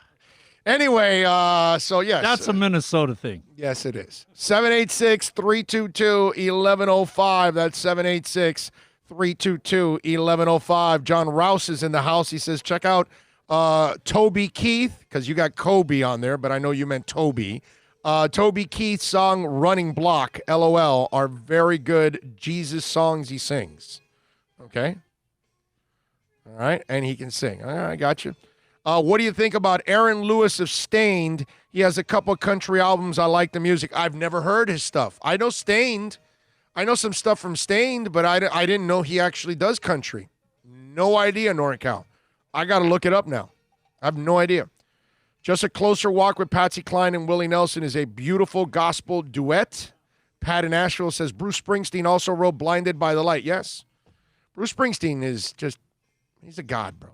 Tell me, it just, when people tell me like, oh yeah, he's all right. I'm like, man, you don't know, bro. You just don't know. You don't know how good that man is. You know what I mean? It just, the other day, I was watching We Are the World. Wow. And just go watch that We Are the World video. I just want you to see Bruce singing. Okay? Just man, it's awesome. It's awesome. Awesome. And the We Are the World, they 4K'd it and it cleaned it up even more and it looks impeccable, bro. I mean, it sounds great and then it looks phenomenal and you'll never see that amount of stars in one studio ever again in your life. The Okay? diversity of them, man. No. Ray Charles and, I mean, you name it. Everybody. You name it. Dan Aykroyd. Yes. Did they leave in Cyndi Lauper's issue with her bracelets? I don't remember the bracelets. What were you saying? Oh, yes. Yes. You don't remember Cyndi Lauper with Yes. all her bracelets? And Yes. then, hey, what's that? No, Cindy, you got to go take your bracelets off. Yep. Did they leave that in the new version, the 4K? I don't remember now. I don't think so. Because that was hilarious. Like, know. Cindy, it's better to look good than to feel good. I have to maintain my look. They're jamming Cindy, you're screwing up the song. They're jamming the late Laura Branigan. That's a great song, by the way. That one right there. Although she had another song called Gloria. Yes. Right? But back in the day, and I can do this and I can say this because I'm the only one that can say this on the show. But back in that day, I remember that the Mario boat lift was going on at the same time. So, Castro, crapped all over us and let out like a bunch of crap from his jails, right? And so everybody has a term for lowlifes in part of their people, right? Like white people will call trailer trash like the lowlife form of their people, right? Well, we have a term called escoria. And so that kind of happened in Little Havana, that everybody changed Gloria to escoria. So that was just, there you go. Gloria. Escoria. Is anybody called? Is Yes, that's anybody it. out there? Escoria. Yes, exactly. So, yes, it was, it always reminds me of that. Obviously, in those days. Hialeah, Escoria, and Mike No Go Zone says Prince also wrote "Nothing Compares to You" for Shinehead O'Connor. You are correct, sir. Shinehead O'Connor. Shinehead actually, yes. Shinehead actually had a hit there from Prince also. Prince is a badass, bro. Better Hank Jr. open for Monday Night Football or Faith Hill Sunday night? Hank Jr. has the better open. Faith Hill has the better legs. 786-322-1105 if you want to get in on the accidentlawfirm.com text line. Zach Brown probably loves rock more than country. Yes. And Zach Brown, the Zach Brown cover band is pretty good. Because that's kind of what I heard when I went to go see Zach Brown. A lot of covers. It's like, wow, okay. NorCal says, We Are the World needs to make a comeback. The world needs it now. Amen. But if you ever get a chance, okay, you got your homework now, right? Go see the We Are the World video so you can freak out at all the people that are there, okay? And then Nuclear Valdez, Share a Little Shelter, all right? And I want, after you've done your homework, I want you to come back and give me a report here on the email at orlando@bigoradioshow.com, on this YouTube chat board, on the super chat, on Twitter, Big O Show, whatever, okay? After you've seen Nuclear Valdez, Share a Little Shelter, after you've watched, We Are the World, I want your impressions. Because some of you out there have never seen some of these. A little after Nuclear, Secret Society. Oh, yeah. Yep. I saw them a few times at Casanovas. Secret Society, Why Did You Run Away from Me? Yes, and the other one. What's the other one? I probably know it, too. I just forget it. Oh, yeah. Tommy Italian, 305 for live, chiming in like he does every day. Thank you, Tommy, on the super chat. I know that, dude. Where'd you get this? Super chats. Oh, gnarly. Awesome. Totally awesome. Thank you, Tommy. I appreciate you, my brother. Thank you for always keeping it locked here and always supporting us here on the show. That is beastly on your part. Man, a lot of things to talk about here. Let's do this. Let's take a break because Why Did You Run Away? Why did you run Secret Society. away from Those me? two songs. I will never know. You will never know. Hey, those were two jams. Yes, they were. I mean, right there with Nuclear. That kind. You know what I love about those songs?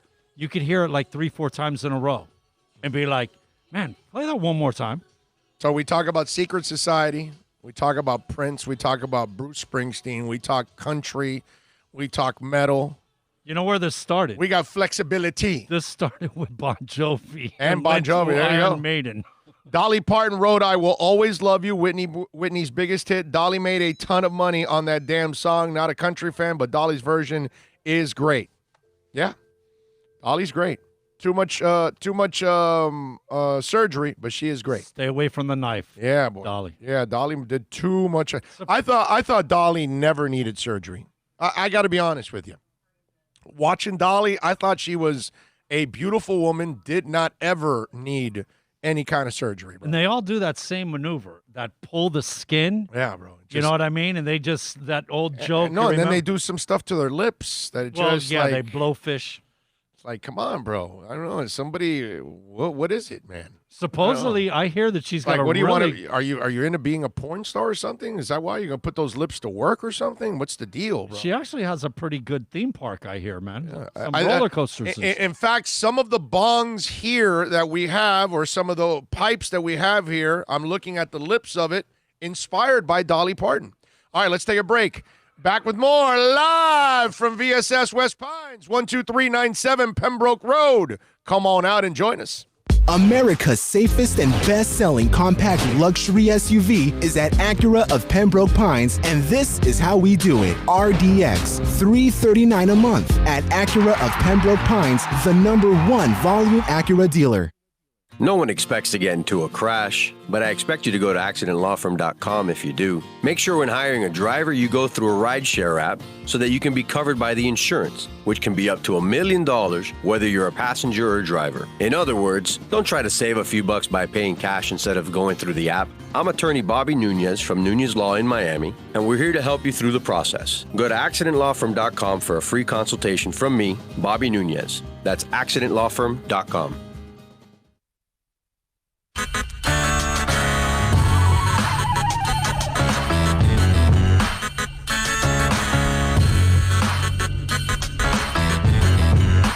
This is the Big O Show. This is the Big O Show. This is the Big O Show.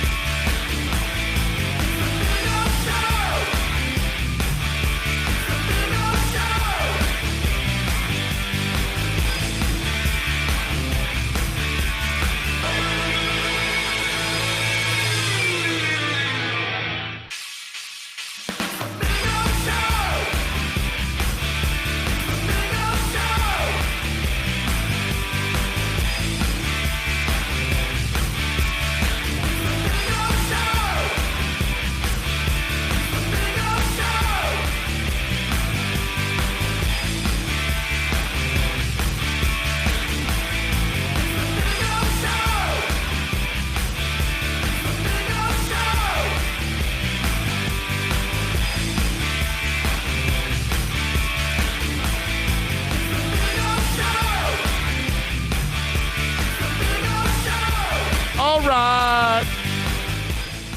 Man of 1,005 holds chimes in on the super chat. Thank you, man of 1,005 holds. What's going on in there? Super chat. Excuse me a sec. What are you babbling about? Super chat. If he Super chat. will all, Super chat. it'll be anarchy. Out of my hands. I love it. I love it. By the way, man of 1,005 holds says, thank you, Big O, for opening my musical horizons. Well, you're welcome, sir. That's what we're here to do, man. That's definitely something you could do. Yeah, you listen to us enough, man. I'll tell you about all kinds of different bands and all kinds of music because I listen to it all pretty much. The Except one thing for EDM.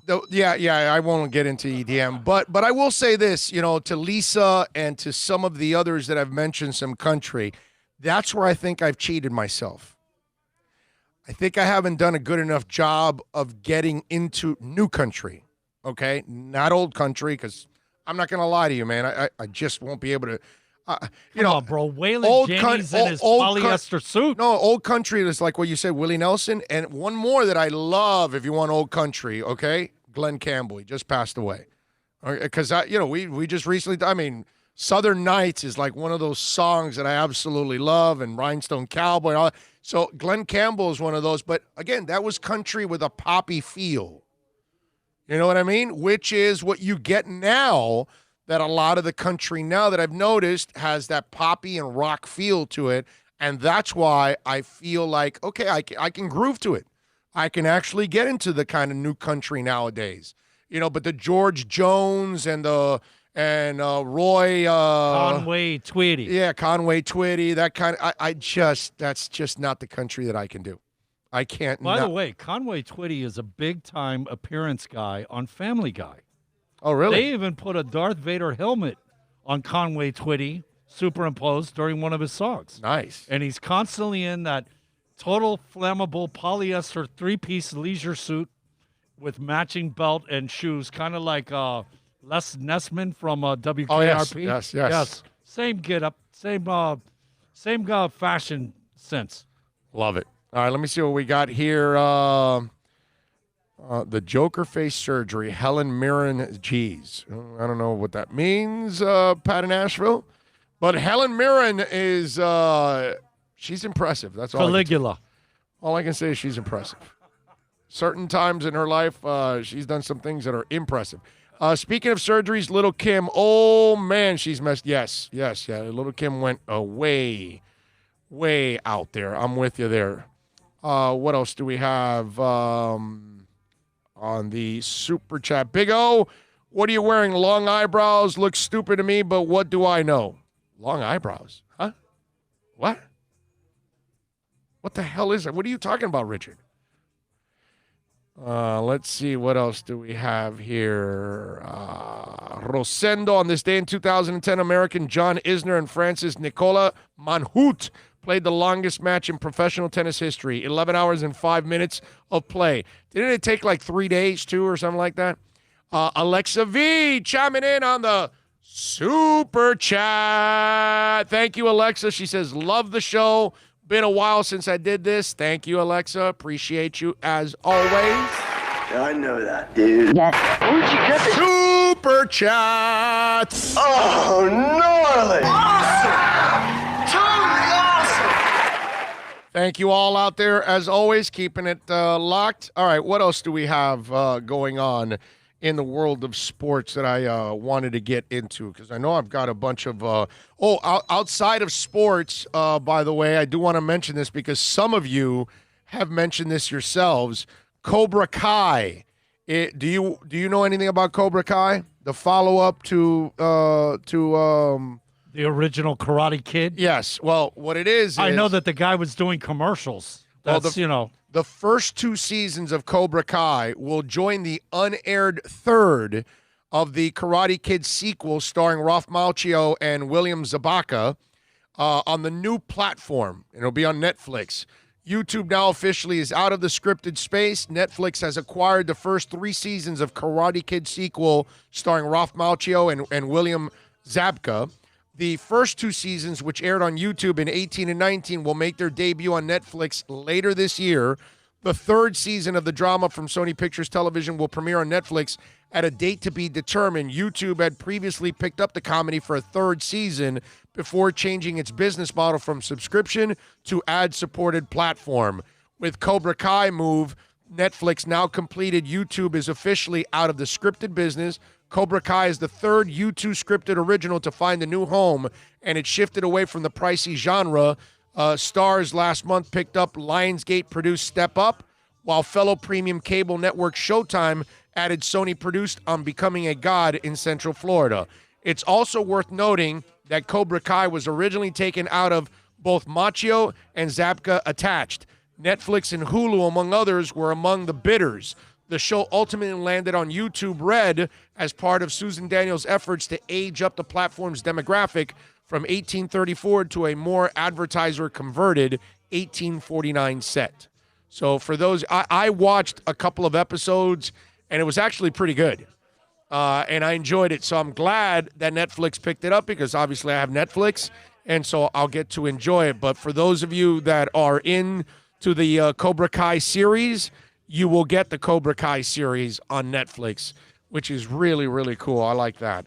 and you'll be able to check it. Do you have Netflix at home? Are you a Netflix guy? Do you have that at home? Is that part of your rotation? No. No. Okay. All right. You know, Netflix is one of those that, man, it helps out, man. It helps out. It gets you through a lot with because they have so many shows too on their own. So they do a really, really nice job. I got the Disney thing going, you know, Yeah, Disney and I Plus. do have access to Netflix, but I have really- Disney Plus, but Disney Plus doesn't really have enough of the variety that I need. It's just kind of a complimentary thing. I can't rely on it like I can rely on Netflix. I can rely on Amazon Prime because they have an enormous variety. You know what I mean? So that's why because I have Disney The Plus. thing is this: HBO, Showtime, Cinemax, Encore. You have the movie channels. Yes. Okay, I see. The full gambit. Yeah. So yeah. Well, that is why I'm telling you, you'll probably save yourself a little money too. You could probably eliminate some of those, and add some of these movie channels that are actually cheaper and more affordable, and they have all those same movies, pretty much. All you got to do is get like 2 of those services instead of all of the. Trust me, I've kind of compared them, and it's. You've been there. Yeah. I'm there right now, as it is. You know. So Did you get a T-shirt? Yes, that too. Okay. Yes, definitely. Got a T-shirt and everything. Hells to the yeah. Kenny Loggins is doing something really interesting. I don't know if you guys saw this, but this Sunday, June 28th, Kenny Loggins will stream a performance from the Lobero Theater in Santa Barbara, California.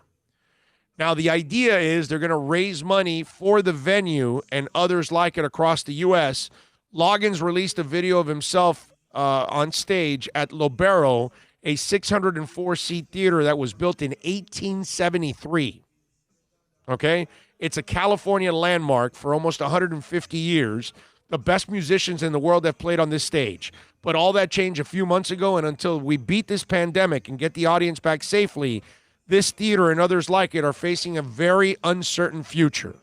Tickets will cost $15 for the show, which will be performed without a live audience and can be purchased at Lobero's website. It will take place at 7 p.m. Pacific. Those of you who want to purchase tickets, you'll be able to watch the set at your convenience until July 1st. I think this is a really cool thing.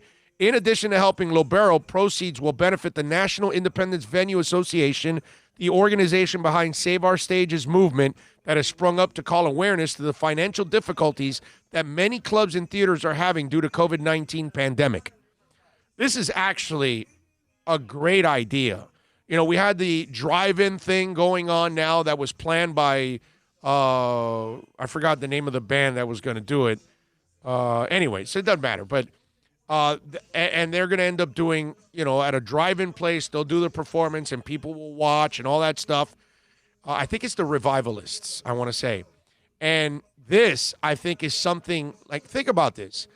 Let's say Zach Wilde. He goes to the Culture Room and does a concert. And then it's going to benefit the Culture Room. We can purchase tickets to watch Zach Wilde, right? Do that live performance, and then that money goes to the venue. You know what I mean? I think that's a really cool thing that Kenny Loggins is doing, and this is something that again, you watch our norm. We have to change. We have to adjust. We have to wear masks, right? We have to wash our hands constantly. We have to keep our distance. We have to learn to do things, well, most of us, right? We do have the idiots out there that, you know, you're either protesting without a mask, or you're getting into an arena for Trump without a mask, or you're in the Ozarks on top 400 people in a pool without a mask. Unfortunately, we got the idiots. But those of us that are doing the smart thing and taking care of ourselves, this is awesome. This is the kind of stuff that, for me, you know, I love music. I'm actually thinking about making this purchase. And I know the $15 is going to go to a good cause. You know, Kenny Loggins is doing it for a great cause. I love Kenny Loggins' music, dude. I mean, that guy's got a ton of songs. Love to see it. Is there any chance that that the what's the name of this lady with the big mouth that has an incredible voice that never gets enough credit? Temptation, no, Anticipation. What's her name, bro? You're so vain, bro. Come on. Oh, Carly Simon. Carly Simon, yes. What's his name? Warren Beatty's girlfriend. Doesn't she do a song? Yeah. Doesn't she do a song with Kenny Loggins, like not Mockingbirds with the other guy? I thought she did it, or maybe I got her confused with somebody else. I think you do. Yeah, I think I do. The other day we were talking about Kenny Loggins, man. Yes. And you look at his catalog. Day by day, we can see. You know that song. If there's a reason to carry on. Yes. Hey, this broke. Nice. I like it. All right, this is fantastic. I just grabbed it. Is that where your pills are, right? This is where my nitro Amelia nitrate is. This is where my nitro is. So if I have a heart attack, I have to unscrew this, and there's a nitro pill in there, and I got to put under my tongue. So, hopefully it stops my heart attack. And I just grabbed it. It better stop the heart attack. Well, yeah. And hopefully. Well, it opens up your passageways. But look how somebody upstairs is looking at me, looking out for me. Better that it broke in your hand, man. I grabbed it and it went right in my hand. That instead of falling, and then maybe I need it down the line. Although I got backups. My nitro pills are in here too. But if I don't have my keys on me and I'm somewhere, then I have my chain on me all the time. So it's like that's the paranoia I live with, right? I got my nitro pills here, and I got one in here. It's crazy. Look, see? Yeah. I have my little puffer in case I can't breathe. Yeah. The life we live, man. Yeah. Anyway, let's see what else do we have here on the accidentlawfirm.com text line 786-322 day by day. 1105. What's these things I pray? Yeah. There's a reason to carry on. See that bird almost every night. I know forever we'll be doing it. Who's that? Dude, isn't that Stevie Nicks? Yeah, it is Stevie Nicks. There we go. So you think Stevie Nicks will show up and do the duet? That was my question. No, right? That's it. I tried. Yeah, no. It is Stevie Nicks. Yes. It is Stevie Nicks. Yes. What the hell is the name of that song? See that bird almost every night. What's it? What is the name of that song? See love growing on a Saturday night. I never felt such a beautiful sight. Yeah. I don't know what it's called. Anyway, Big O, good afternoon. Is VSS running any fair deal specials today? Everybody stay safe. James in the DR. Any fair deals specials today? What was that? I don't understand what that means, James. Any fair deal specials today? Everybody stay safe. I don't know what that means. You got to clear it up for me, and I can ask the boys. They can even come on mic and everything. So if you need to order something, let's see. What do we have here? Yeah, Tim McGraw is her husband. Okay, there you go. Thank you. Appreciate you. I have to tell you, Bubba Wallace embarrassed himself, and I'm a black man saying it. How did he embarrass himself? I'm not sure. How did he embarrass himself? You got to help me out with that one. I don't know how Bubba Wallace didn't see the news. Yeah, it was one of his team were the ones Bubba that brought had this to light. Nothing to do with it. It was a noose that was in their stall, and it was one of his guys that reported it. So again, please explain to me how Bubba has done anything to embarrass himself. I'm just wondering about that, because that makes no sense at all. Okay? Let's see. Big O, what's your opinion on Leonard Skinner? Oh, come on, bro. It's one of my favorite bands of all time. They are one of the greatest bands of all time. They are maybe top 5 in underrated bands of all time. Whenever I Call You Friend. Okay, there you go. Thank you. This is a great song. So you got to run that one by me on the one guy on the embarrassment and Leonard Skinner. I love Leonard Skinner, my man. We had to Big go O, by their house. Yes, We had to go by yes. their house. Yeah, when we were in Jacksonville, we went over to the Skinner house. Yeah, We had a couple hours to kill when we went up to see Greta. Yeah. And it's RVA, I know you listen all the time. I don't know if you've heard me say it enough, but like very few people love Southern rock more than I do. Very few. Okay, so I'm like a monster Southern rock fan. Skinner, Hatchet, Blackfoot, you name it, man. I am an enormous Southern rock fan, and Skinner for me are freaking gods, man. They are just so awesome. Big O, as you know, pro wrestling, WWE never stopped performing. Any reports of anyone catching the virus? They haven't told us anything, but then again, they don't have to because of HIPAA laws. So they could actually have somebody, test positive, and they could just have them disappear for a couple weeks and then pop back, and you don't know if it was just that they weren't scheduled to fight for a couple of weeks or what, or you don't know. You know what I mean? So it's we don't hear a lot of information in there. Julius 305, Kenny Loggins duet with Stevie Nicks. Thank you, sir. Glad to see you're a believer, Big O. I don't know what you're talking about, but thank you.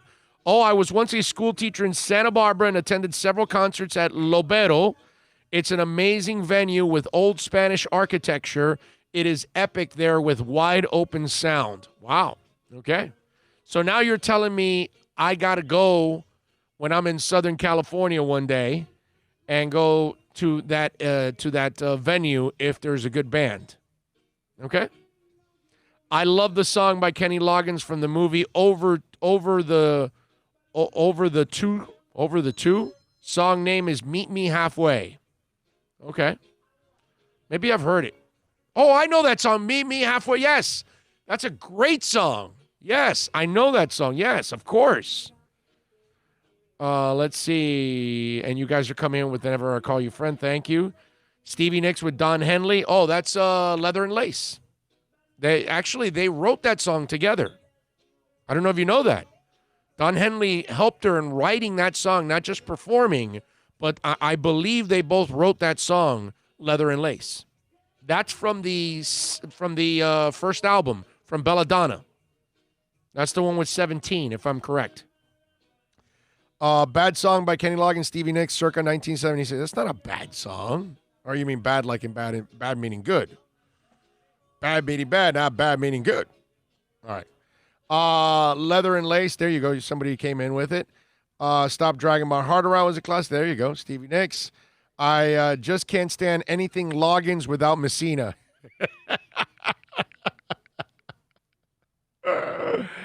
All right. Big O, my brother has been carrying nitro pills since 27 years old. He's now 40, and that hits a soft spot with me. Over the Top with Sylvester Stallone. Yes, I remember Over the Top.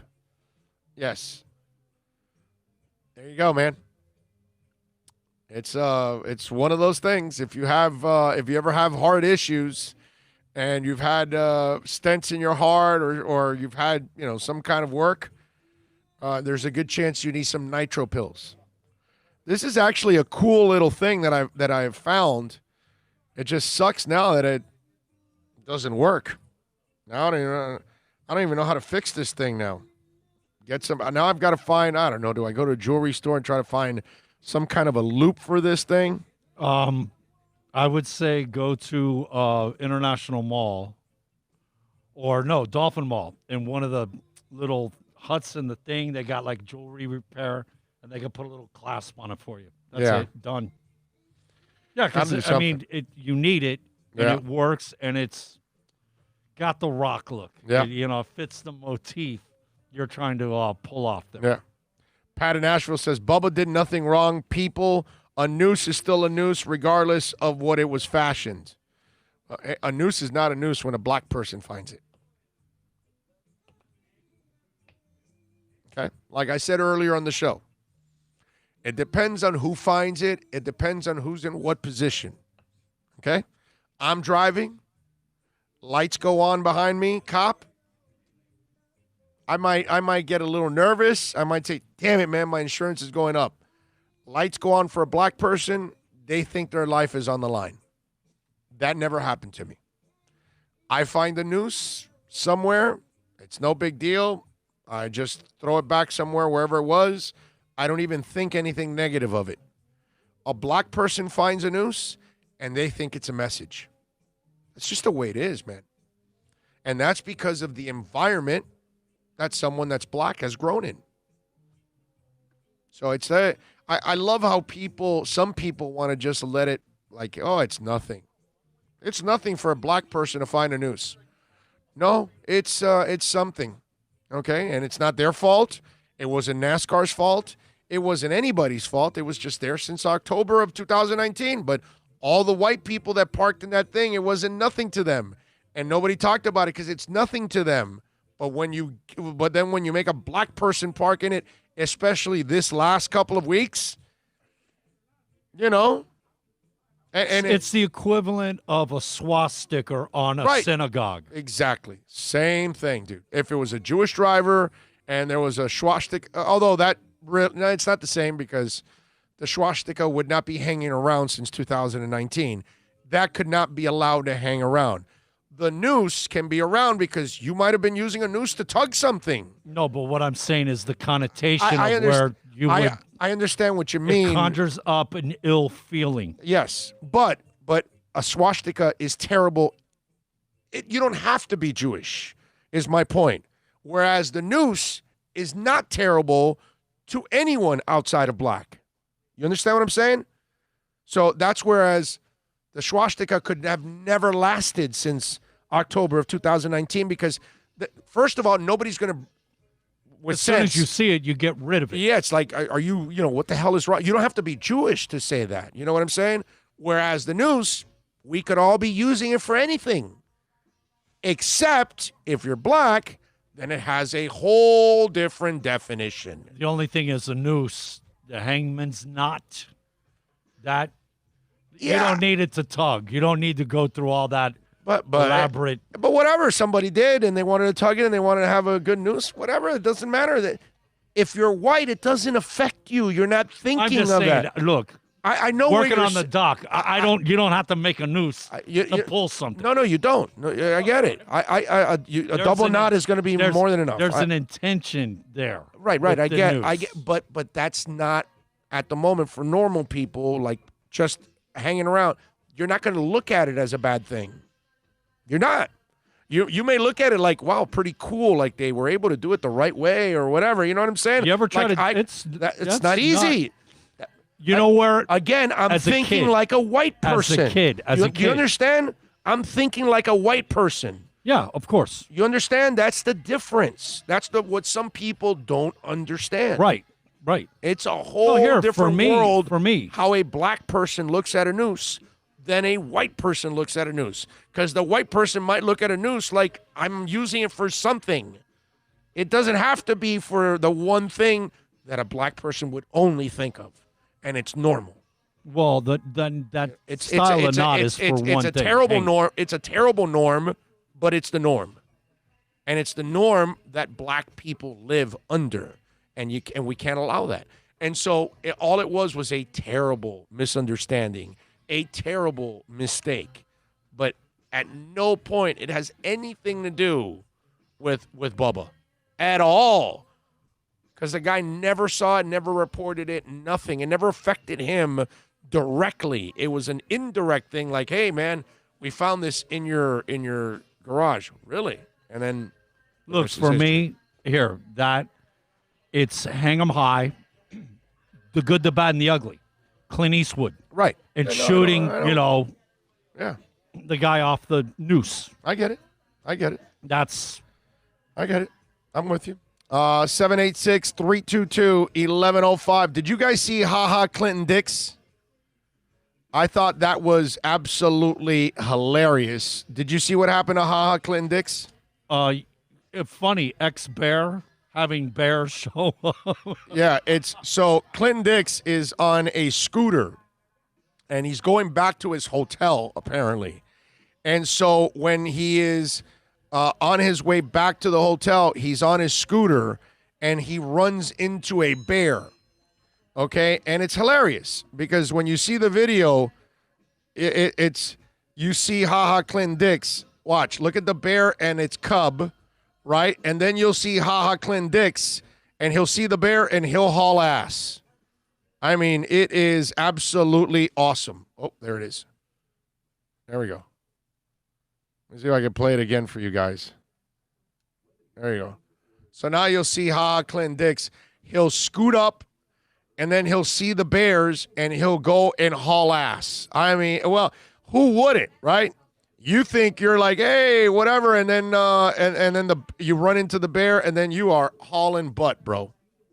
And you leave the scooter there. It's freaking hilarious. I mean, hilarious and scary, too, at the same time, right? I don't know if you guys saw the one where the bear was inside their SUV and tearing it all up because the son left food inside the backpack. So the bear smelled the food, got into the car, and then got trapped in the car, and then they had to call the cops, and the cops had to then get the bear out because the people did not want to open the door because obviously there's a bear inside your damn car. But to watch HaHa Clint Dix, come on, man. Look, it's funny, but you and I know we would be doing exactly the same thing. I mean, you're scooting on the way back to your room, and then, boom, you run right into a bear.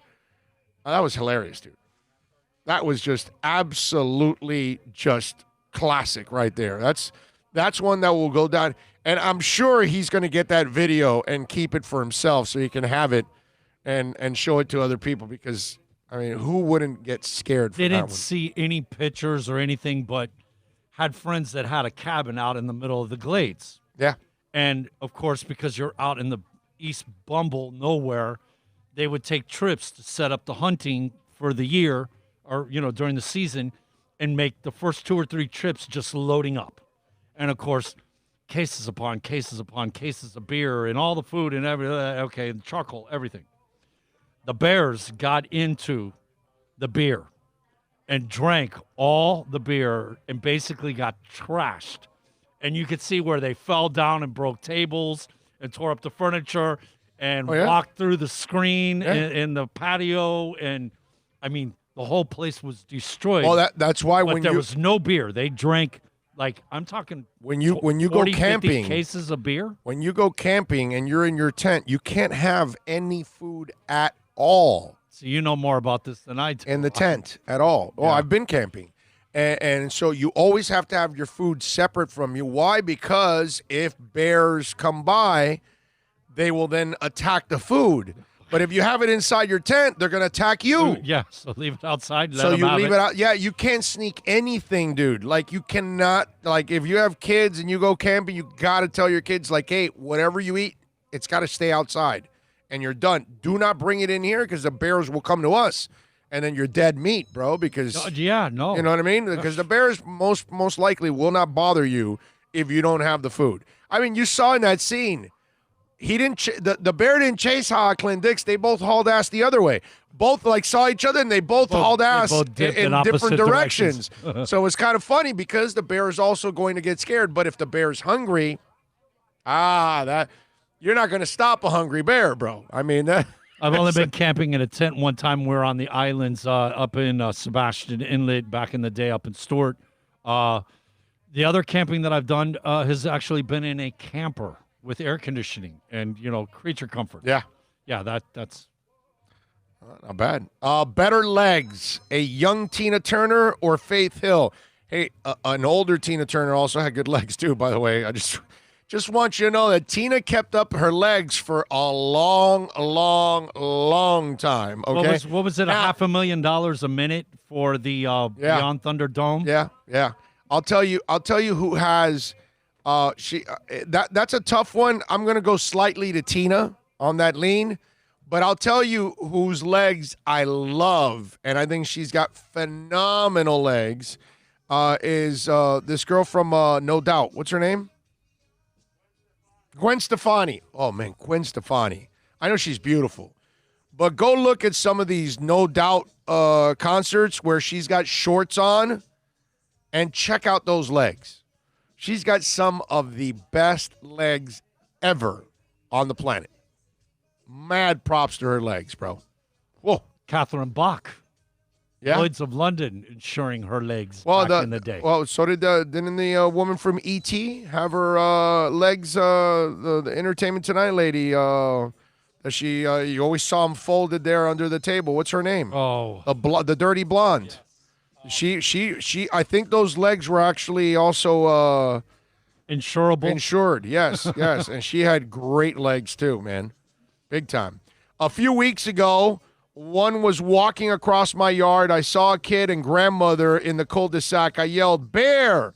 And the grandmother absolutely left her grandkid behind. I'll send you the video. That's awesome. Send it to my email, orlando@bigoradioshow.com. That is awesome. Which is worse, grandma leaving her kid or George Costanza pushing kids out of the way to get away from the fire? No, I'm going to go with grandma because you expect it from Costanza. You know what I mean? That's something you expect from Costanza. If he doesn't do it, Costanza maneuver. Yeah, if he doesn't do it, I'd be disappointed in him. Myron Sanchez says, "I love camping. Camping is fun. The only time camping's not fun, and we all have to admit it, is if you have to do number 2. I mean, that's just not fun. That's all. Just do it at a KOA campsite and go to the bathroom. Yeah, well, at the restroom. Well, if you're in real camping, there is no, you're building your own. You're talking the real woods, not a set-up park. Yeah, camp, artificial environment. I've been in the real woods for like 4 days or 5 days or something like that. It was. I did it when I was young, really young.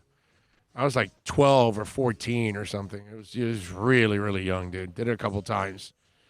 It's fun. You haven't done it. Also, you haven't done it since. No. Yeah, one time was enough for you. Yeah. But like the camping I would do now would be, what's it called, glamping, because it's like glamorous. Because you've got like battery operated stuff. Like back in the, I'm 53. It was 40 years ago that I did that. With now, my friends that we did camping, we'd actually take the dish. No fans or nothing. We'd take the dish and we would have football because we want to watch our football game. Right. There's no TVs. There was no fans, no battery-operated fans, no solar-operated fans, no solar anything. You could have solar lights now. You could have all kinds of things that you could take with you camping. That was awesome. They even had like a plethora of scooters to get around at the campsite. I mean, I loved going camping like that, but I realized that's not out in the woods in the middle of nowhere in the sticks. That's no. Yep. Alexa says, "Got that right, Big O. The bear will eat you." Hell yeah. Yeah, keep that food away from your ass, man. Hell yeah, just keep that food away. When you go to sleep, just you. That's it. No food. Basically let the raccoons and the bears fight over the food outside the tent. Super Boom Shack says, "We got black bear all over area outside of Orlando." Really? Wow. Let's see. Oh, spot on. The hangman's noose is a horrific manifestation of segregation, death, and racism. When something is not part of your family's history, it is difficult to see the symbolism and pain. Exactly. It's just different. If you're black and you see a noose, there's a whole different definition to it. And that's when you see the reaction on social media and the news and people like that, "Oh, no, Bubba's Jussie," and they're just trying to, capitalize. And it's like, it's almost, that's almost as insensitive as the act of finding the noose itself. It's because it's so ignorant to not understand. And again, you know why? The problem is here, Dougie Fresh, is that person doesn't put themselves in somebody else's shoes to understand how they view it. They're only seeing it from their side. Mark McIntyre says, "You guys are old. I'm older." Super Boom Shack says, everybody's going with glamping or glamper. There you go. That's it. I used to camp in the Everglades with mosquitoes the size of airplanes. Big O, do bears S in the woods? Yes, they do. And sharks also S in the sea. Let's see. What else do we have? You guys are a trip. All right. 786. What's the segment going to be called? Camping on the Big O Show. Yeah. Camping. Love that. Do you see what they want to do in Columbus, Ohio? You know, Columbus stands for Christopher Columbus. The guy that really didn't discover America. No, the Nina Pinta Santa Maria story of the three. Yeah, that was. It was Americo Vespucci, right? Was that the dude, right? Wasn't it Vespucci? I think you are correct. Right, Vespucci is the one. Well, so the whole thing now, and obviously Christopher Columbus is the guy that also a little slave trading and stuff like that. So he wasn't necessarily the dude that people should be honoring. You know, a lot of people feel so. They are tearing down the Columbus statues, right? So now Columbus, Ohio, there is now a petition seeking to rename Columbus, Ohio. Did you hear about this? I think you were the one that clued me in on this yesterday, and it just... Well, they want to rename Columbus, Ohio to Flavortown. Do you know why they want to name it Flavortown? To honor native Guy Fieri. Oh, I thought it's not Flavor Flav? Nope, not Flavor Flav. Nope, Guy Fieri, baby.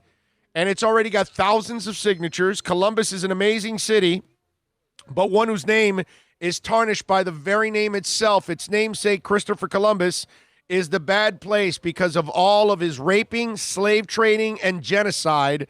That's not exactly a proud legacy, the petition states, referencing both a line from the NBC series The Good Place and passages in the explorer's own diary describing atrocities committed on the island of Hispaniola. Why not rename the city Flavortown? The new name is twofold. For one, it honors Central Ohio's proud heritage as a culinary crossroad and one of the nation's largest test markets for the food industry. It also goes on to state, secondly, celebrity Guy Fieri was born in Columbus. So naming the city in honor of him, he's such a good dude, really would be superior to its current name right now. So even Guy Fieri is inspiring the name of Columbus to Flavortown. But why not name it Fieri then? If you really want to honor a guy, then instead of Flavortown, or call it Flavortown Fieri. I don't know. What do you think about that? You think this happens, that they rename Columbus, Ohio? I mean, think about this. Is the official car going to be a convertible Camaro?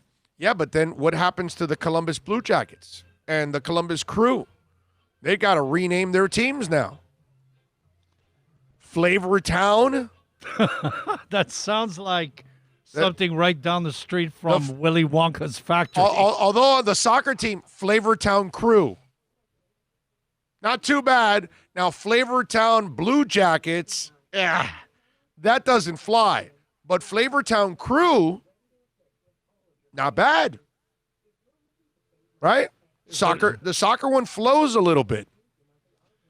If you're going to call it that, what, Candyland? I mean, like... I don't know. Dougie Fresh says, F Columbus, one of the worst people ever. Name any horrific atrocity to girls, women, natives, and humankind. Columbus did it worse. A full-blown bastard. There you go.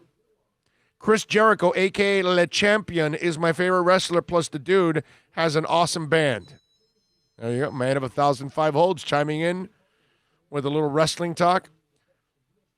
This country is going backwards if we continue to erase history. Well, Rosendo, when the history is not a good history and you're honoring people that were disgusting, you got to remember, Rosendo, that as we now are trying to find our common decency, okay, because we haven't had it for a long, long time, right?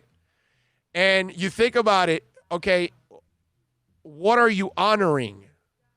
What are you honoring with Christopher Columbus? He didn't discover America as it is, and he did all kinds of bad things also.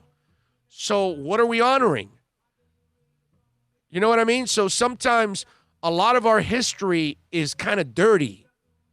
Why? Because 100 years ago and 200 and 400 years ago, people were disgusting. Okay? Not only did they probably not take showers every day, disgusting in that sense, but they were also disgusting as just human beings. They didn't treat each other equally. They didn't look at each other equally. They mistreated each other a lot. So it's what pride can you take in honoring people that really don't deserve to be honored?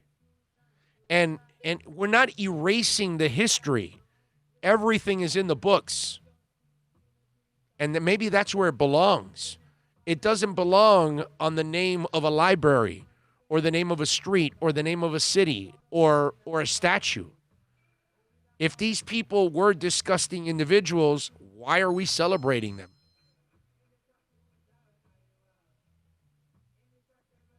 You know? So it's the idea. See, the problem is we're so used to them being there, and we're so, and again, because maybe it didn't directly affect your forefathers, it affected other people. And isn't that what this is all about? It's about being inclusive. It's about understanding what women go through on a daily basis. It's about understanding what blacks go through on a daily basis. It's about understanding what our Jewish friends go through on a daily basis. I don't know if you saw this story with Mel Gibson. It just came out now that Winona Ryder. Did you see this story? These are things, okay? Because we're talking about what atrocities happened in the past, right? Well, here's Winona Ryder, right? Mel Gibson, as you all know, is known as an anti-Semite and many other things, right? The Stranger Things star dropped a bombshell, which was first reported by GQ in 2010 while discussing her experience with anti-Semitism in Hollywood in an interview with UK-based Sunday Times. We were at a crowded party with one of my good friends, and Mel Gibson was smoking a cigar, Ryder 48 told the news outlet. She added that something came up about the Jewish faith, at which point the Mad Max actor said, "You're not an oven dodger, are you?"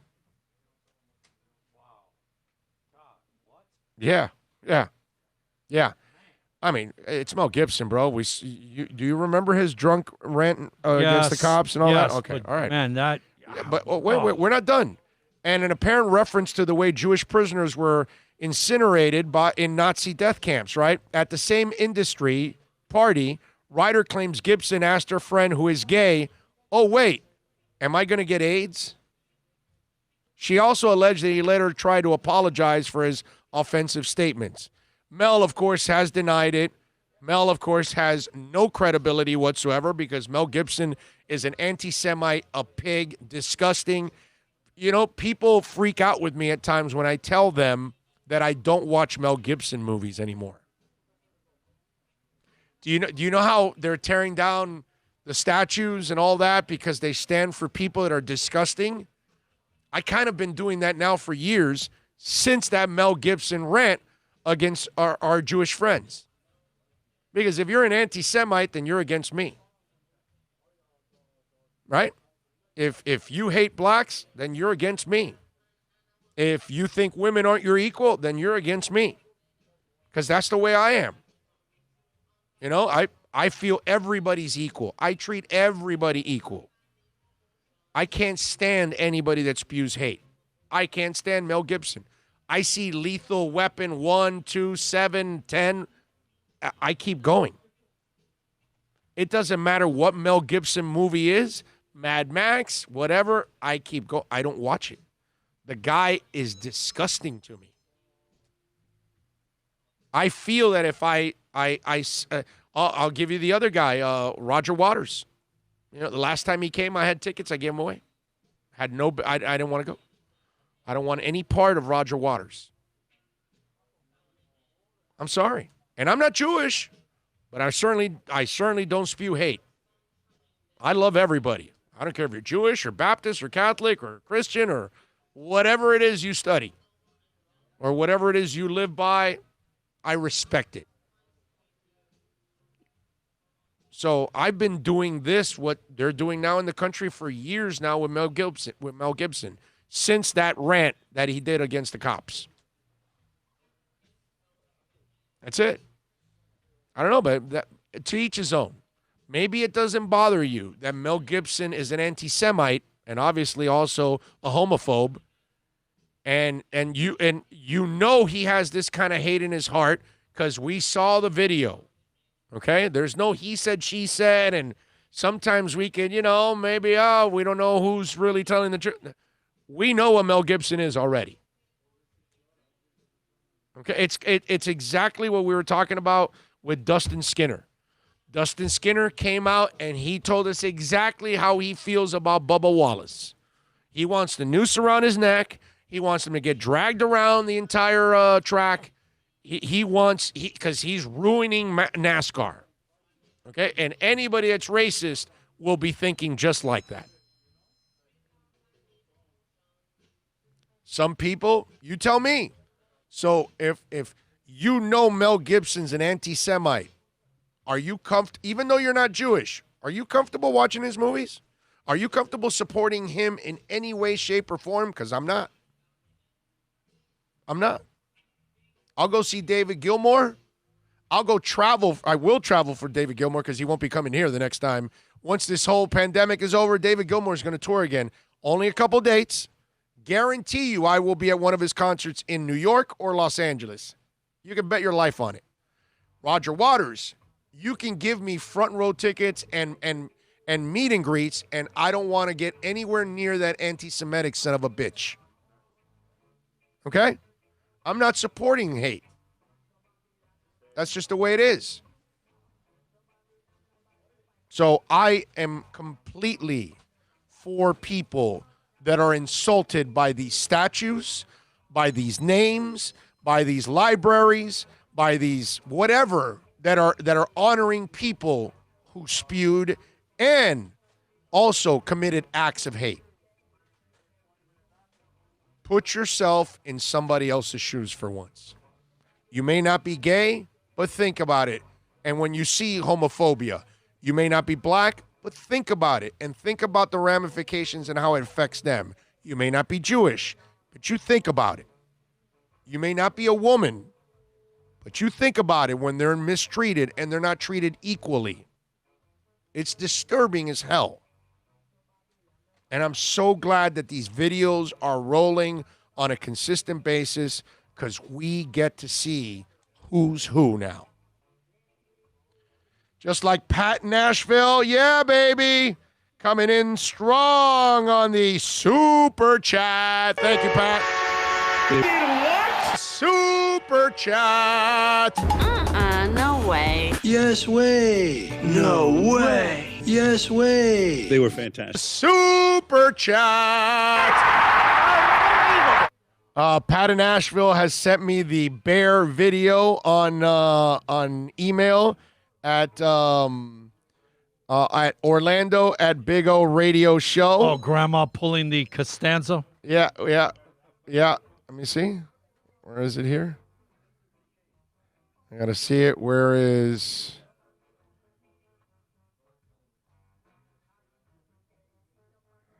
Oh, okay. It's in the back.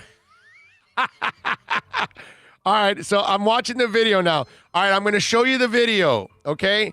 Now you're going to see the bear run across the porch, right?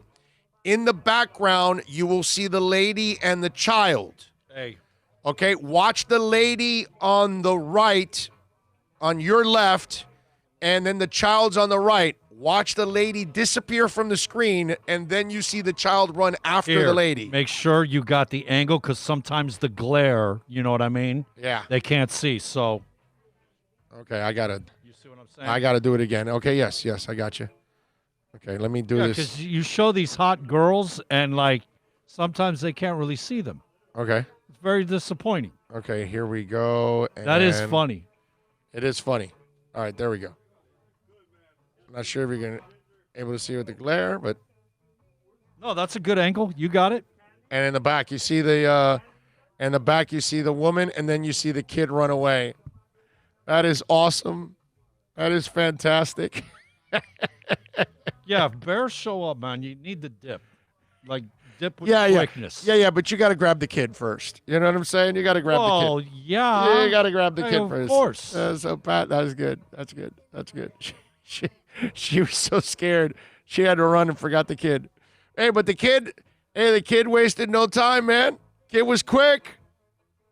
Kid was like, I'm out of here. That kid probably ended up passing her up, right? You forgot me, but you forgot that I run faster. So something tells me the kid got to You're safety leaving fast. grandma in the dust. Right, yes. Yeah, well, she left you in the dust, right? So you know. Return the favor. Right. Passed him up. Whoever's slowest becomes bear food. Pat, thank you, my brother out there, for giving us a little love in the super chat. History is not about hate. It's about studying the past and understanding how we grow from there. That's right. Leave it in the books. That's right. Rosendo, leave it in the books. Nobody's taking history out of the books, but we could take it out of the streets. Okay? That's all. Nobody's erasing history at all. They're just taking away statues. It's all in the books. Okay? It's kind of like the nutbags that tell you, well, I don't want to be trapped in home because it's my constitutional right. Nobody's taking away your constitutional rights, man. We're just saying stay home a little bit. Let's keep everybody safe. Once we're through this, that way you can live and enjoy your constitutional rights, dumbass. That's kind of what it's about. Nobody's taking away anybody's constitutional rights right now. We're trying to save lives. Pretty simple. So nobody's erasing history. And certain statues don't need to be out there. That's all. They don't represent people the right way. Some of our history is ugly. Some of these people actually committed real sins. You know, what are you going to do? 786-322-1105 if you want to get in on the accidentlawfirm.com text line. Let's take a quick break. It is 2:30 already. We are coming to you live from VSS West Pines. The documentaries, they're going a little too far. We'll talk about that. The NHL is thinking of coming back. We got a bunch of music notes I want to talk about. And somebody charged with sexual assault. A little disturbing. That's next. It's a buyer's market at Toyota of Hollywood. Over 1,500 Toyotas on the ground, and truckloads just keep on coming. Now pay up to 50% less. 2020 Camry, not $29,000, $17,775. 2020 Corolla, not $22,000, $13,775. Buy a new 2020 Toyota with 0 down and 0% financing, or we'll make your payments till 2021. At Toyota of Hollywood, the #1 volume Toyota dealer on 441 between Hollywood Boulevard and Sheridan Street. Are you tired of watching the same old travel videos on the internet? Well, then check out MikeNoGoZones.com, a travel documentary that's breaking barriers. I go to the places that the media tells you to fear, where no one else dares to go. Baltimore, Opelika, South Side of Chicago, and more. Go to MikeNoGoZones.com. No one expects to get into a crash, but I expect you to go to accidentlawfirm.com if you do. Make sure when hiring a driver, you go through a rideshare app so that you can be covered by the insurance, which can be up to $1 million whether you're a passenger or a driver. In other words, don't try to save a few bucks by paying cash instead of going through the app. I'm attorney Bobby Nunez from Nunez Law in Miami, and we're here to help you through the process. Go to accidentlawfirm.com for a free consultation from me, Bobby Nunez. That's accidentlawfirm.com. America's safest and best-selling compact luxury SUV is at Acura of Pembroke Pines, and this is how we do it. RDX, $339 a month at Acura of Pembroke Pines, the #1 volume Acura dealer.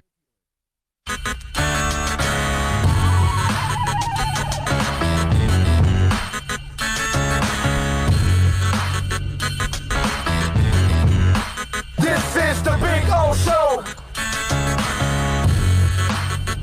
This is the Big O Show. This is the Big O Show.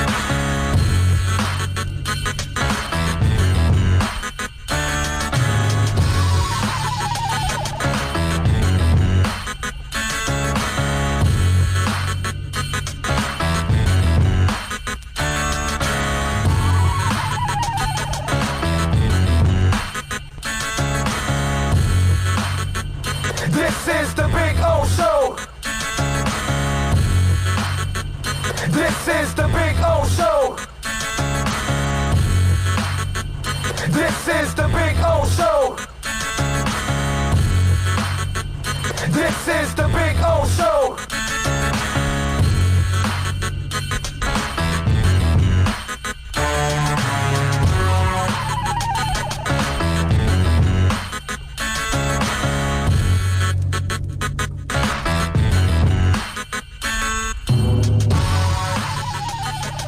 All right, we back. I got to tell you, I saw this story, and whether it's true or not, I'm not sure. But Ron Jeremy, as you all know, he is the porn, I don't know if you want to call him king or... He's, like the pusher man. He's Mr. Poker Man. Kind of, yeah. Well, L.A. District Attorney Ron Jeremy now has been, the district attorney hit Ron Jeremy now with 3 counts of rape yesterday morning. The adult film star responded on Twitter, says, I'm innocent of all charges. I can't wait to prove my innocence in court. It says Jackie Lacey announced on Tuesday that the adult film star has been charged with forcibly raping 3 women and sexually assaulting another in separate incidents back to 2014. He's 67 now. He's been charged with 3 counts each of forcible rape, 1 count each of forcible oral copulation and sexual battery. The file was warrant. The case was filed yesterday for warrant. If convicted, he faces a possible maximum of 90 years to life in state prison. He also could be required to register as a sex offender.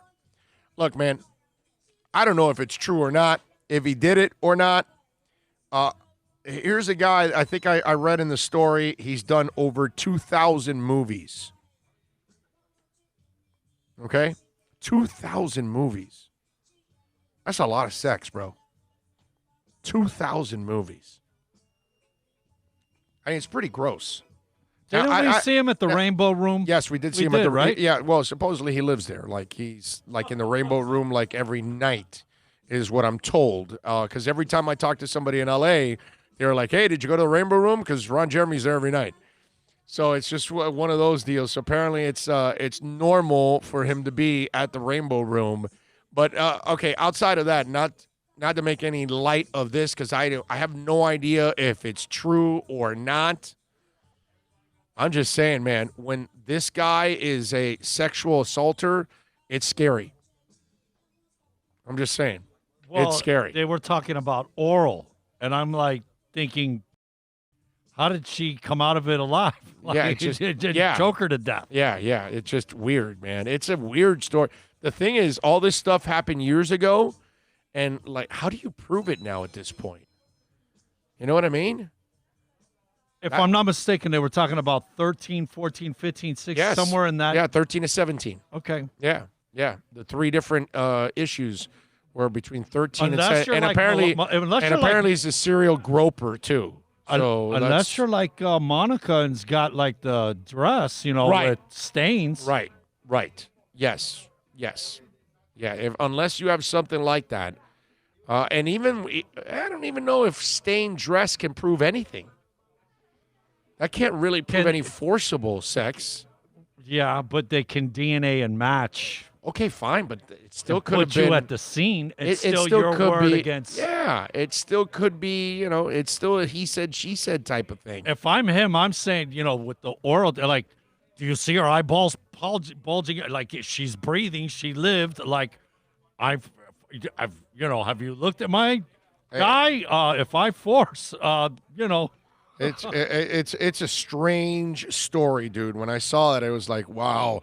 And again, people like this, I don't put it past them to do stuff like this, obviously, because they're famous, they got a lot of power, and and a lot of these guys, he's from that era.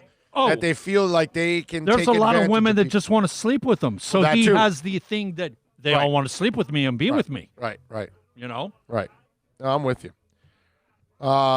He should be good if he never gets laid again. Jeez. Yeah, no, I mean, but a guy like that, it's let me give you the opposite now of that.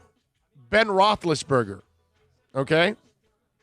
Ben Roethlisberger, I don't know if you guys saw this, But Ben Roethlisberger came clean about some of his shortcomings, let's say, in life. He admitted to addictions to alcohol and pornography. This is how it goes. Ben Roethlisberger's demons include a prior addiction to alcohol and pornography. The Steelers quarterback said at a Man Up Pittsburgh conference, according to Joe Rutter of the Tribune.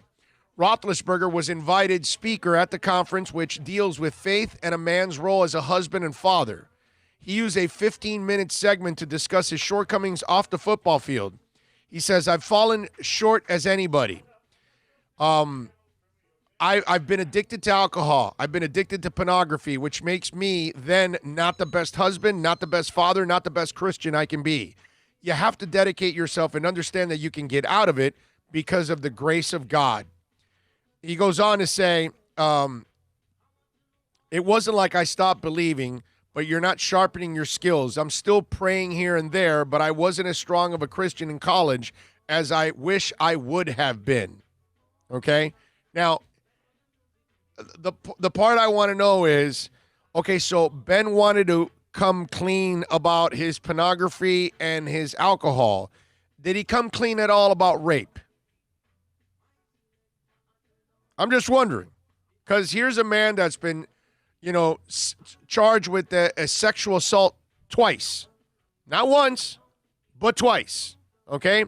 The first one, by the way, back in 2009, Andrea McNulty filed a civil lawsuit against Roethlisberger and 8 employees of Harrah's Hotel in Lake Tahoe.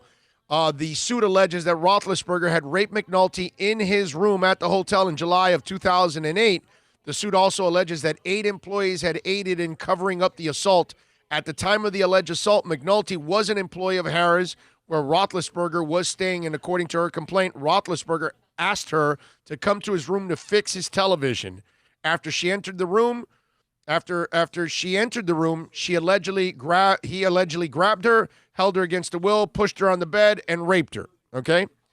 Now, according, they say she bragged about it, and she struggled with depression and, all kinds of stuff, okay? So that's the first one. In 2010, an anonymous college student alleged that Roethlisberger raped her in a bathroom stall in the back of a nightclub in Midgeville, Georgia. And according to police statement, she met Roethlisberger at a bar after Roethlisberger bought shots for the alleged victim and her friends. His bodyguard led her into a back room, which Roethlisberger entered with his penis out of his pants. She writes in the police report that she told him to stop and attempted to leave through the first door she saw, which was a bathroom. She said that Roethlisberger followed her in, shut the door behind him, raped her, and left. 3 of her friends gave statements to Midgeville Police Department that supported the accuser's story. In a letter asking the DA not to prosecute, the alleged victim's lawyer emphasized that she was not recanting her accusation, but rather was afraid that the trial would be very intrusive and the personal experience due to the extraordinary media attention it would receive. Okay, so they could not press charges because, of course, they did not have her to testify. So he basically, or allegedly, got away with rape. Maybe not once, but maybe twice. I'm just saying. I mean, if you're going to come clean, I get it. Coming clean now about that may actually land you in jail. Coming clean that I was addicted to alcohol and pornography, well, that's just the thing. My problem with Ben Roethlisberger is he has no credibility. Here's a guy that allegedly has lied and done some stuff here that's as disgusting as it gets. This is a guy that has called out his teammates in public and has shamed them. To me, Ben Roethlisberger is a lowlife and a guy that really can't be trusted. That's my problem. So, and you've got this guy addressing people that are trying to maybe straighten out their lives. This is not an example. That's because he could throw touchdowns on Sunday. Yeah, this is not an example you want around people. Ben Roethlisberger, that to me is as wrong as it gets to have a guy like that around people that are trying to, straighten out their lives. I don't know. That's just me.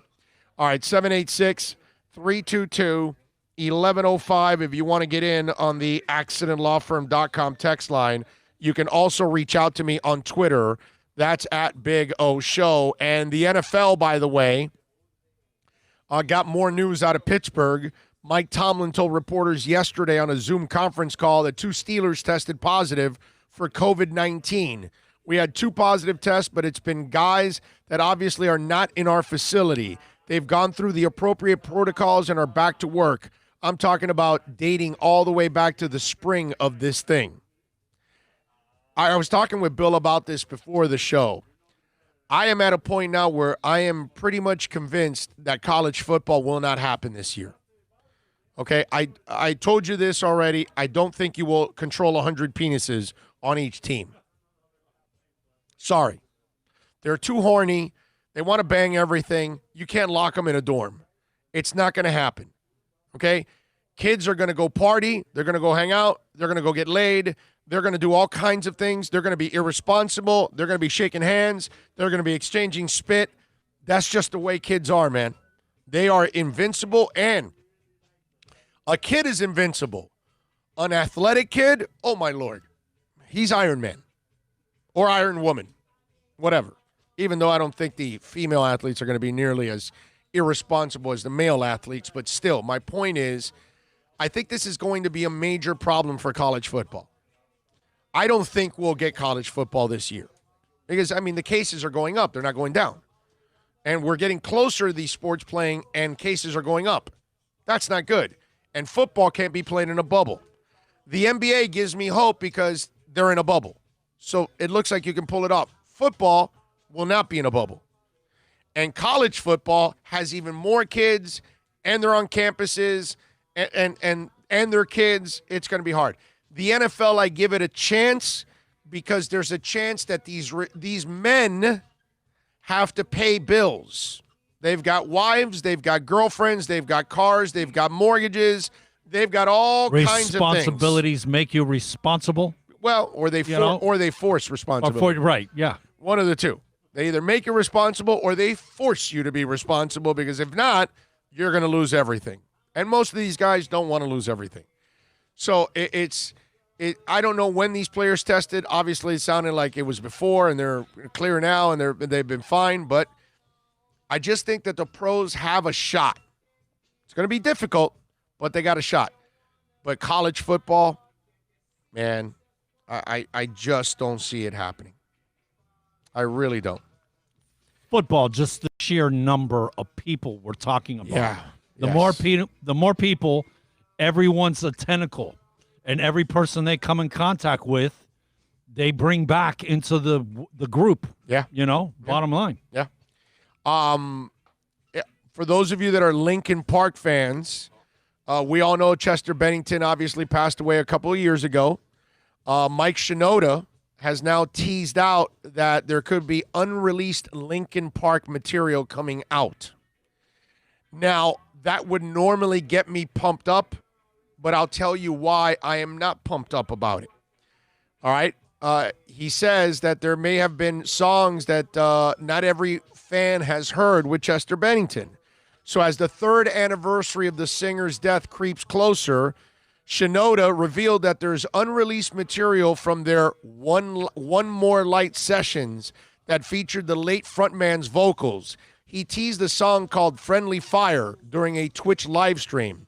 He goes, there was a song, One More Light, Shinoda divulged while answering a fan question. We mixed more than the finished album, and we mixed a couple of other songs just to see if one of them would make the cut or whatever, and we would use it for a B-side, and it was Friendly Fire. After explaining that the track was co-written by One More Light collaborator John Green, Shinoda implied that the fans might hear it one day.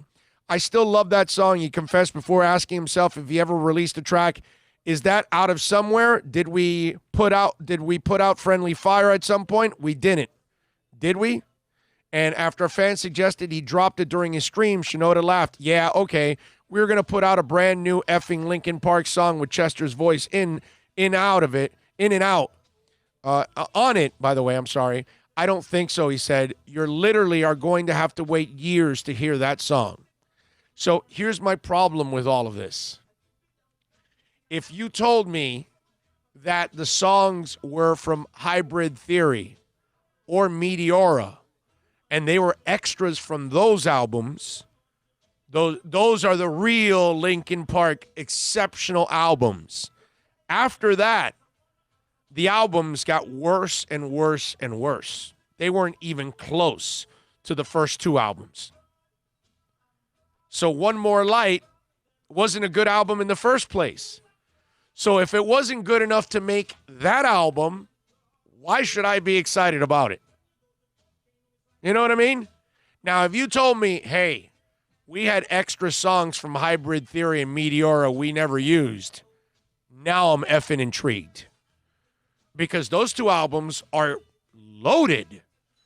It's just one after another, after another, after another. They are masterpieces, those two albums. I can play those two albums on a loop. I love both albums. But I will be honest, as much as I like Linkin Park, after those two albums, the decline was just, it was a steep-ass hill, and it was dead. They went pop, man. They didn't stay true to their lost origin, They man. lost their edge. They lost their edge, whether you want to call it pop or not, because some of their songs made it to Y100. And Yeah, those that's kind right. of places. Yeah. So It they was did mainstream. They It became was pop mainstream. hits, right? Garbage. But the stuff that they came out with was just, there was no feel. There was no Backbone. It had no edge. Like, you felt the edge on those first two albums, man. I loved it, man. I mean, those two albums were phenomenal. I remember hearing back in between the two albums, and this one before Meteora, okay? And they were talking about the fact that what they do is they have all these songs that they've done, and each guy votes on 10. And then they kind of, from there, I got you. Decipher which 10 are in. Like, okay, we all voted on these 6. These are the 15 we're looking for the last 4 or 5 spots. Right. And it was kind of a democracy thing. So for them to have extra material would not surprise me, because I can remember them saying, when we do an album, we have 8 or 10 that are left out that it's all voted on, and then, right, we take it from there. Right. So there is the possibility, based on that, I do remember hearing about this, that there is material from the good albums. Well, he hasn't talked about that. Right. So, Well, they're not. Until I hear them tell me this is leftovers it's these years. from those. Right. Then I'll get inspired. But from One More Light, bro, you can take as long as you want to release it. I'm not in a hurry. That's you know what? fine. And I'm with you, because I actually was like, let me give it a try. And it's like, okay, you know how it is. Let me give it a second ride. Mm-hmm. And it just like, man, this thing didn't grab me. It didn't take me anywhere. I'm actually their music lost all emotion. I'm ready. Like, where's my Hybrid Theory and my Meteora, man? Yeah. It's just not. Take a little trip with me. Says I would waste their time talking about Linkin Park when you could talk about Tool, a band that still records on tape and has meaningful lyrics. Yes, I know, but they're not taking out anything right now. So you know what I mean? It's not in the news, my brother. But didn't Tool just come out with one this past year? Yeah, I mean, that's why they were on tour. And we talked about it. And we were going to go to the damn concert, but we were going to be there. To both of them. They're going to be at Rockville, correct? Yes. Yeah, but we're also going to see them on their go around of their solo tour. Right. Besides Yes. Rockville. Yes. So we were going to go to Orlando and see them. I was going to go to the Orlando concert. A couple of music notes for today. On June 24th, on this date back in 96, Van Halen announced that Sammy Hagar had left the band and David Lee Roth became the temporary replacement. Also on this date in 99, Eric Clapton put out 100 of his guitars up for auction to raise money for Crossroads Center rehab facility. The sale made $5 million for that center. That's amazing. Blink-182 scored their second #1 album with Take Off Your Pants and Jacket. On this date, a court found, back in 2001, by the way, A court found Led Zeppelin was not guilty of stealing the opening chords to Stairway to Heaven from the band's spirit song, Taurus. Also, in 2008, a blogger who posted tracks from Guns N' Roses' Chinese Democracy got a visit from the FBI and a cease and desist letter. There you go, a couple of news and notes on this date back in on June 24th, depending on what we're talking about here. Also, I told you a little Van Halen. David Lee Roth, by the way, is doing something in honor of Lady Antebellum. Did you hear about Lady Antebellum? I heard about that, and I also saw what you're going to talk about. So me not being a social media guy in your face, yes, I know these stories. How about that? How do you like me? How about that? You're growing. Lady Antebellum changed her name to Lady A. Okay? So David Lee Roth went to social media yesterday, and he had a painting that depicted a large frog and a much smaller man standing next to it. It carried several written phrases. It starts on the top with, "Your bottom is soggy." Then it says Rebel Remix. And below, "Summertime is here, baby." That was followed by tongue-in-cheek announcement, David Lee Roth changes his name. It went on to explain Diamond Dave. Following Lady Antebellum's now Lady A, we will be dropping Lee from now on. He wants all of us to call him David L. Roth or simply L. Roth. So call him L. Roth. Okay? Can I just say I love when girls wear bras as tops? Can I just throw it out there? I love when girls wear bras. You want to wear a bra, knock yourself out. What, was she wearing a bra? Just a bra? Yes, bro. That's why everybody over there is giving me the thumbs up on my comment. Oh, so she literally just had a bra on? Yes, sir. No top. Just a bra. Wearing it like a top. See? Now more power to you. Come to VSS West Pines, where they come with bras. There you go. It's a beautiful thing. Julius 305 with a super chat. Thank you, Julius. What? Super chat. No way. Yes way. No way. Yes way. They were fantastic. Super chat. Thank you, Julius. He says, keep the shows coming. We need them, por favor. Appreciate you, man. Thank you. That's very kind of you. Very kind of you. Thank you, sir. Antebellum means pre-Civil War. Another change in revisionist history. Again, it will be in the books. Hey, man, whatever it takes. That's all right. All of this stuff needs to be updated. We need to get in the 21st century, man. That's all. Bottom line.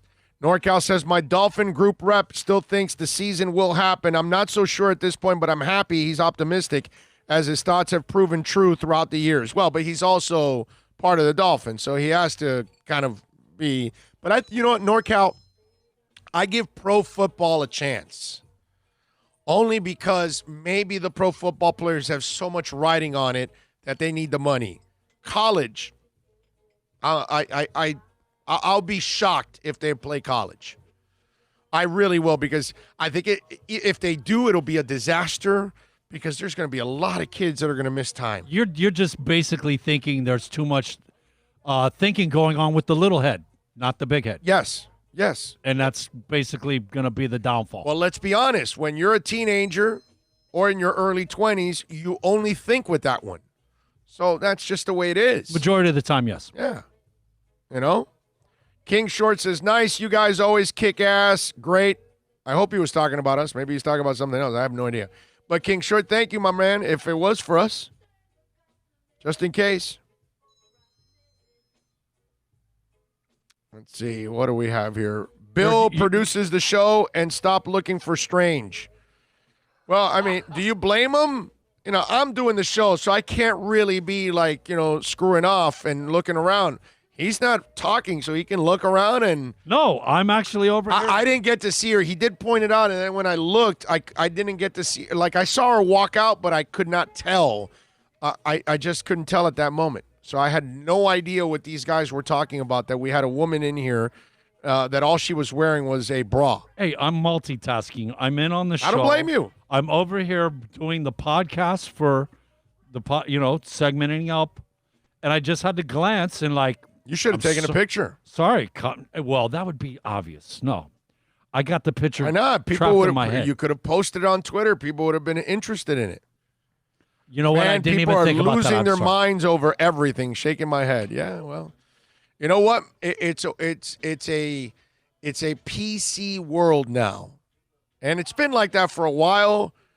But now we're taking it to another level, and so, some of this I don't have a problem with, man. I really don't. It's not killing me if some Christopher Columbus statue is not standing there. I know who he is. He's in the history books. That's it, bro. I don't need a statue of him. Did you ever see Robert Wool do his history? New Bomb Turk, of course. No, but he did an HBO special on Hollywood Nights. history. Those Hollywood Nights. And they drive me crazy. The hell was Those it? Hollywood Nights. Me and my baby. Do you know what I'm talking about, though? The HBO special he did, where it's history, fact or fiction, and I know exactly what you're talking about. When I just enjoy him more as there's New Bomb legend, Turk. there's legend, and then there's fact. And when you have to print it for history, you print the legend. And he defunct. What was it? What was the HBO show we had? Was it Larry Shandling? Was he on? Was it? No. It's the agent one. Not Shandling. It was the agent one. That Wall was. Yes. What's the name of that agent show that he was? Oh man, damn it! But that's when I think Robert Wall. I think Hollywood Nights and definitely New Bomb Turk, and then I think the agent. My thing. first is Bull Durham and him. What do you get him? And he's like, the wedding, the wedding gifts. Yes, And then I think of what do you guys special. do? Well, we're trying to decide what to get for the wedding. But the Robert Wall, he defunct Betsy Ross, sewing the flag, and Paul Revere doing the ride. That there was 3 or 4 people that did the ride. Yes. And the Christopher Columbus thing, that is like the Nina, the paint. It's like, man, please, can we get it right? Crazy. Can we stop teaching kids the wrong crap? Seriously. How about this? Pat Nashville goes, hell, I have to pay for an apartment at my son's college, and he might not step 1 foot on that campus next semester. That's crazy. Man. Wow. Like there isn't not enough money coming in. You have all this money going out, and it's going to go out for nothing. Like, that's, man. Although I worry about Josh because he sends in a text that says, I hate Jeffrey Loria. I want to punch his ass. Okay. That came out of completely left field. Okay. To use the right term for that. I think he's got to get in line. He's got to get in line, right? There's a bunch of people. There's a ton of us that want to punch Jeffrey Loria out. But it's just funny how, on a Wednesday, couple years removed from Loria gone, and baseball is maybe coming back. Oh, this is therapeutic. This vented up hostility, getting it out. This is good. This is therapeutic, man. Love it. Alexa V says, laughing my ass off, love it when Big O sings. Well, Alexa, you might be the only person that loves it. I don't even think my wife wants to hear me sing. I think Alexa is. I feel pretty strongly about this. Tell you. Decisions. Let me tell you a little bit about the decision. You remember LeBron and the decision coming here to Miami and everything that went on? ESPN now is going to have a docuseries on the decision. And I got to tell you something. I know it benefited us and all of that. What more are you going to tell us from that thing? So I read up on what you're going to see in that series, okay? And first of all, Bill Simmons came up with the idea, not directly, but a caller on his show is the one that created the idea that LeBron should do a TV special on his decision. So Bill Simmons then passed it on to LeBron's people. Also, LeBron had dinner with Kanye that same night and then walked into the decision 15 minutes prior to doing the interview with with Jim Gray. So if you didn't know that, he had dinner with Kanye. Bill Simmons, a caller on Bill Simmons' show had the idea for the decision. David Stern apparently was livid that ESPN was giving LeBron James an hour of time and control. And he wanted to pull it, but ESPN and John Skipper would not. So they kept it going, which obviously it paid off. And also they weren't able to charge. It was part of whatever they were charging for those commercials. That was the $2 million that went to the Girls and Boys Club, the money they ended up raising. So Skipper was all for it because the show itself would bring tons of attention to ESPN, but they weren't going to make the money that they should have made from it. So what they did was they made an impact socially with obviously a donation to the Girls and Boys Club. Okay. And to me, it's a couple of notes. Is it worth an entire docuseries? This is what we get. Look, every day of our lives, we have to deal with radio stations that are on for 24 hours and they don't have the material or they don't have the hosts that can actually really talk it out. Or ESPN, and right now you're seeing it, they've got 24 hours, and how do they fill it? And they got to come up with all kinds of garbage. And this is a docuseries that they're coming up just to fill time. Because the nuggets that are involved in it, Kanye West, do you have the video? Do we have a conversation of him and Kanye talking that night? Did somebody film that? That would have been interesting. But that's not going to happen. They're not going to give you that.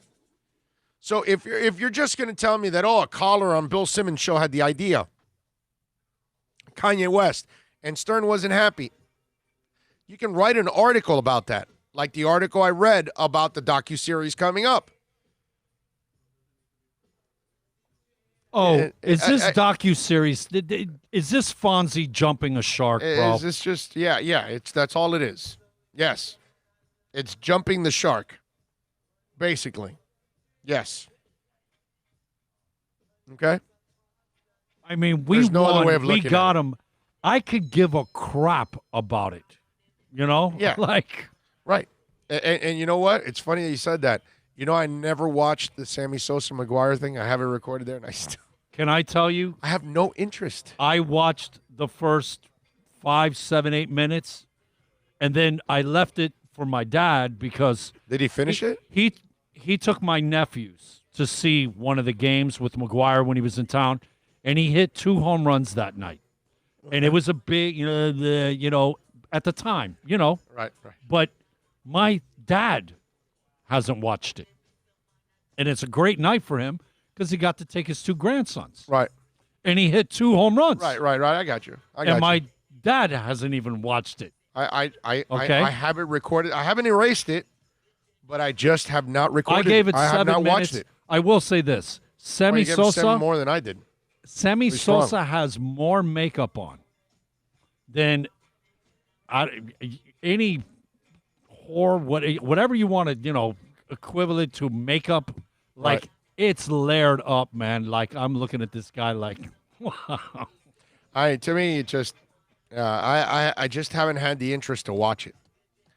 A couple of music notes. The Revivalist, I told you about it. They are the latest band to test out the concept of drive-in concert on Tuesday, June 23rd, which happened yesterday. The New Orleans-based folk rockers announced that a socially distanced local show on Lakefront Arena via Instagram. It says, "We are back. Join us at a drive-in on July 24th. That'll be next month. Our first live show in months, right in our hometown of New Orleans." They wrote, "No doubt this will be a special show. We encourage everybody who's planning on attending to read and follow the event health and safety guidelines. Let's party safely. Tickets will be sold per car in general admission and VIP tiers. Each vehicle will have space to tailgate and at a safe distance so fans can bring blankets, food, and beverages to the show." The band also recently launched a special face coverings that don their heart logo throughout a partnership with So Dat. For every mass purchase, one is donated to nonprofit and given to essential workers. The Revivalist Drive-In concert is set to take place at New Orleans Lakefront Arena on July 24. Tickets go on sale Thursday, the 25th. That's tomorrow. See their show and mask announcements below and get tickets there. I like the Revivalists, man. They're pretty good. If it was a little closer, even I might go to that concert if it was in Central Florida. Just because I want to go to a concert. Just because you're, going through withdrawals. Yeah, just because that, and that's a safe way of doing it. Drive in. You can probably sit outside your car, jam. You know what I mean? Because you'll have space. I love it, man. I think it would be fantastic. You got the arm slap for withdrawal. Somebody's got to do it, bro. Kenny Loggins is doing the thing inside a theater, and then putting it out on social media. Now this is the second drive-in one. Okay. We need somebody. We need a band to do this. Okay? Somebody has got to do it. Hey, Newfound Glory, the Sunrise Boys. They're from Sunrise. Am I right? Newfound Glory, is it Sunrise, Florida? I think. But I think I know they're South Florida. I want to say Sunrise. Yeah, look it up for me. I think it's Sunrise. Newfound Glory, baby. Let's go. Your hometown guys. Let's have a concert in the drive-in. Let's have a concert at somewhere where we can all buy social media tickets or something. Nuclear Valdez and Secret Society to open. Yeah, Nuclear Valdez. Is it Sunrise? Am I right? Coral Springs. Okay, there you go. Thank you. Okay, Coral so right Springs. down the street. Okay, so I was somewhat close. So Coral Springs boys, Newfound Glory, and they're good too. They're ska. So I'm a ska guy, and I love Newfound Glory. I got no problem with that. Last time I saw them was at the Revolution Live, and they were on the back end of the Revolution Live. They were in the bigger part that is with American. What the hell is the name of that thing? Is that back where the pool used to be? Is that what you're saying? Yes, American whatever it's called. The other bar that's behind it, it's kind of shares with it. But yes. That's where the pool was. Yes, yes. No more pool, yes. Yes. Those late nights at back streets. And then you're like, hey, it's 3 a.m. and somebody's in the pool. What the hell's going on? Anyway, so, yes. Yeah. Ladies' night. So please get me one of these concerts here, man. That would be really, really cool if I can do that. I think that would be fantastic. If it's the Spice Girls, are you going? No. I'm thinking of a local band, right? So that's why I'm thinking Newfound Glory. You know who's a guy that could do this? I mean, local. Nico could do it because he lives here. He could just bring the rest of Iron Maiden. You know what I mean? And you could have, the BB. You could have Yngwie Malmsteen open up. Idea for the BB&T Center. Okay, you hold concerts in the parking lot. You got a ginormous parking lot. Oh, you saw one on the 4th of July. I saw the Fix. Yeah, the Fix and what's it called? I ran Flock of Seagulls. Flock of Seagull guy. I met Mike. What's his name? Damn it, the lead singer. But anyway, BB&T Center. It could be one of us that can save our asses right there. No doubt. In fact, if I remember correctly, the parking lot on the east side of it has that slope, right? So you can put the band on the top of the slope and then down, and then everybody can park and you can have space. BB&T Center. I gave you an idea. Open out, air concert. Let's go. Let's get a local band in there. Flock of Seagulls, a Space Age love song. Oh, yes. Sorry, that's my go-to. Yes. You know what? You could involve... Wishing. Bro, you could get really diverse and involve like Jimmy Buffett because he's a South Florida guy. Yeah. Parrot Head. You know? Yes. I mean, you could do some diversity to this, man. I'm with you. Josh says driving concert would be awesome. I'm with you, Josh. It would be amazing if we could pull it off. Rice and red meat is what makes Latin women thick. Okay? I don't know what that conversation is, but, you know. Josh says Hard Rock Stadium also. Yeah, definitely. They're already doing the drive-in. Which one's more left field? Wanting to punch Loria or rice and red beans makes females thick? I like that one. I like that one. Turkey, sausage, and bacon also good. Doesn't take long to get used to it. All right, I don't know what the hell you guys are talking about. Alexa says some women are naturally thick. That's right. That's true. That is very true. And nothing wrong with that thickness is all I'm saying. As a Latin man, I cannot say that there's anything wrong with thickness. Okay?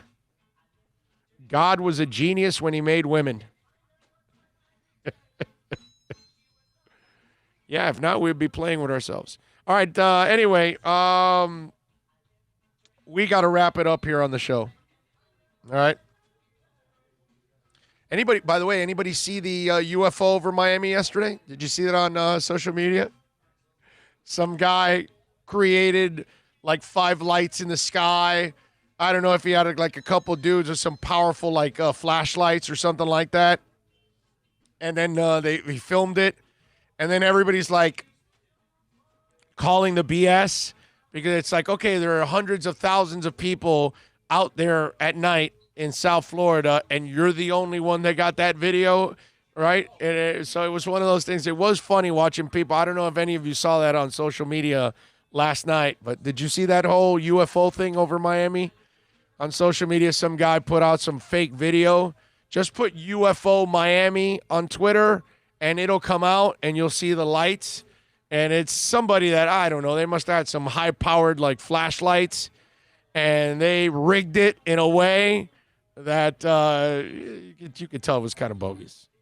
You know. From what I see a lot with NASA, this and that, I don't think we have to do bogus anymore. You know, they've got the fighter pilots catching these flying things. Just saying. Yep. Let's see. Super Boom Shack says, I love when O gets in the middle of our combos. Yeah. NorCal says, thickness is perfection. I'm with you, man. Big O, you look like you need a drink, a Cuban colada. I am tired, if that's what you're saying, yes. I woke up today tired. I told my wife, like, man, I'm tired today. I am tired today. Oh, you caught it from me yesterday, because yesterday, man, I couldn't stop yawning, man. I don't know what was up with me. Yep. And yes, Alexa, Cuban background, yes. Both parents are Cuban. Born in Belglade, Florida, but both parents are Cuban. I am a freak. I'm a real Floridian. We are hard to find. But yes. Anyway, we wrap it up here on the show. We thank, of course, all the phenomenal people out here at VSS West Pines. We love them, as always, for making it nice and easy for us. Tomorrow, we will be at Toyota of Hollywood. Come on out and join us at 1841 North State Road 7. Beautiful place to come on out and join us. We'll be out there from 11 to 2, broadcasting live. Come on by and say hi. Would love to meet you out there like we always do at all the places. We want to thank, of course, our super chatters, always getting it done. Tommy Italian, 305 for life. Man of 1,005 holds. Alexa V. Pat in Asheville. Julius 305. I thank you all, as always, for helping us out. Recent research has shown Super chat. makes no sense. Yeah, you're getting focused on all the wrong sort of details here. You need to forget about all the normal rules that apply in society. Wasted no time. Super chat. I thought it was really, really, really, really, really cool. You should all be very proud of yourself. I have no response. Super chat. That was perfect. Yes, it is. Very perfect. Thank you all, as always, for helping us out on the Super Chat. You guys are awesome. Thank you all for watching, downloading whenever you're watching our show in the middle of the night, whatever country you're at, listening to us, whatever state you're at. We love you all for supporting us every single way, which is a beautiful thing. We will see you tomorrow from Toyota of Hollywood. Much love out there, and make sure you all are safe, all right? Be good. We'll see you tomorrow.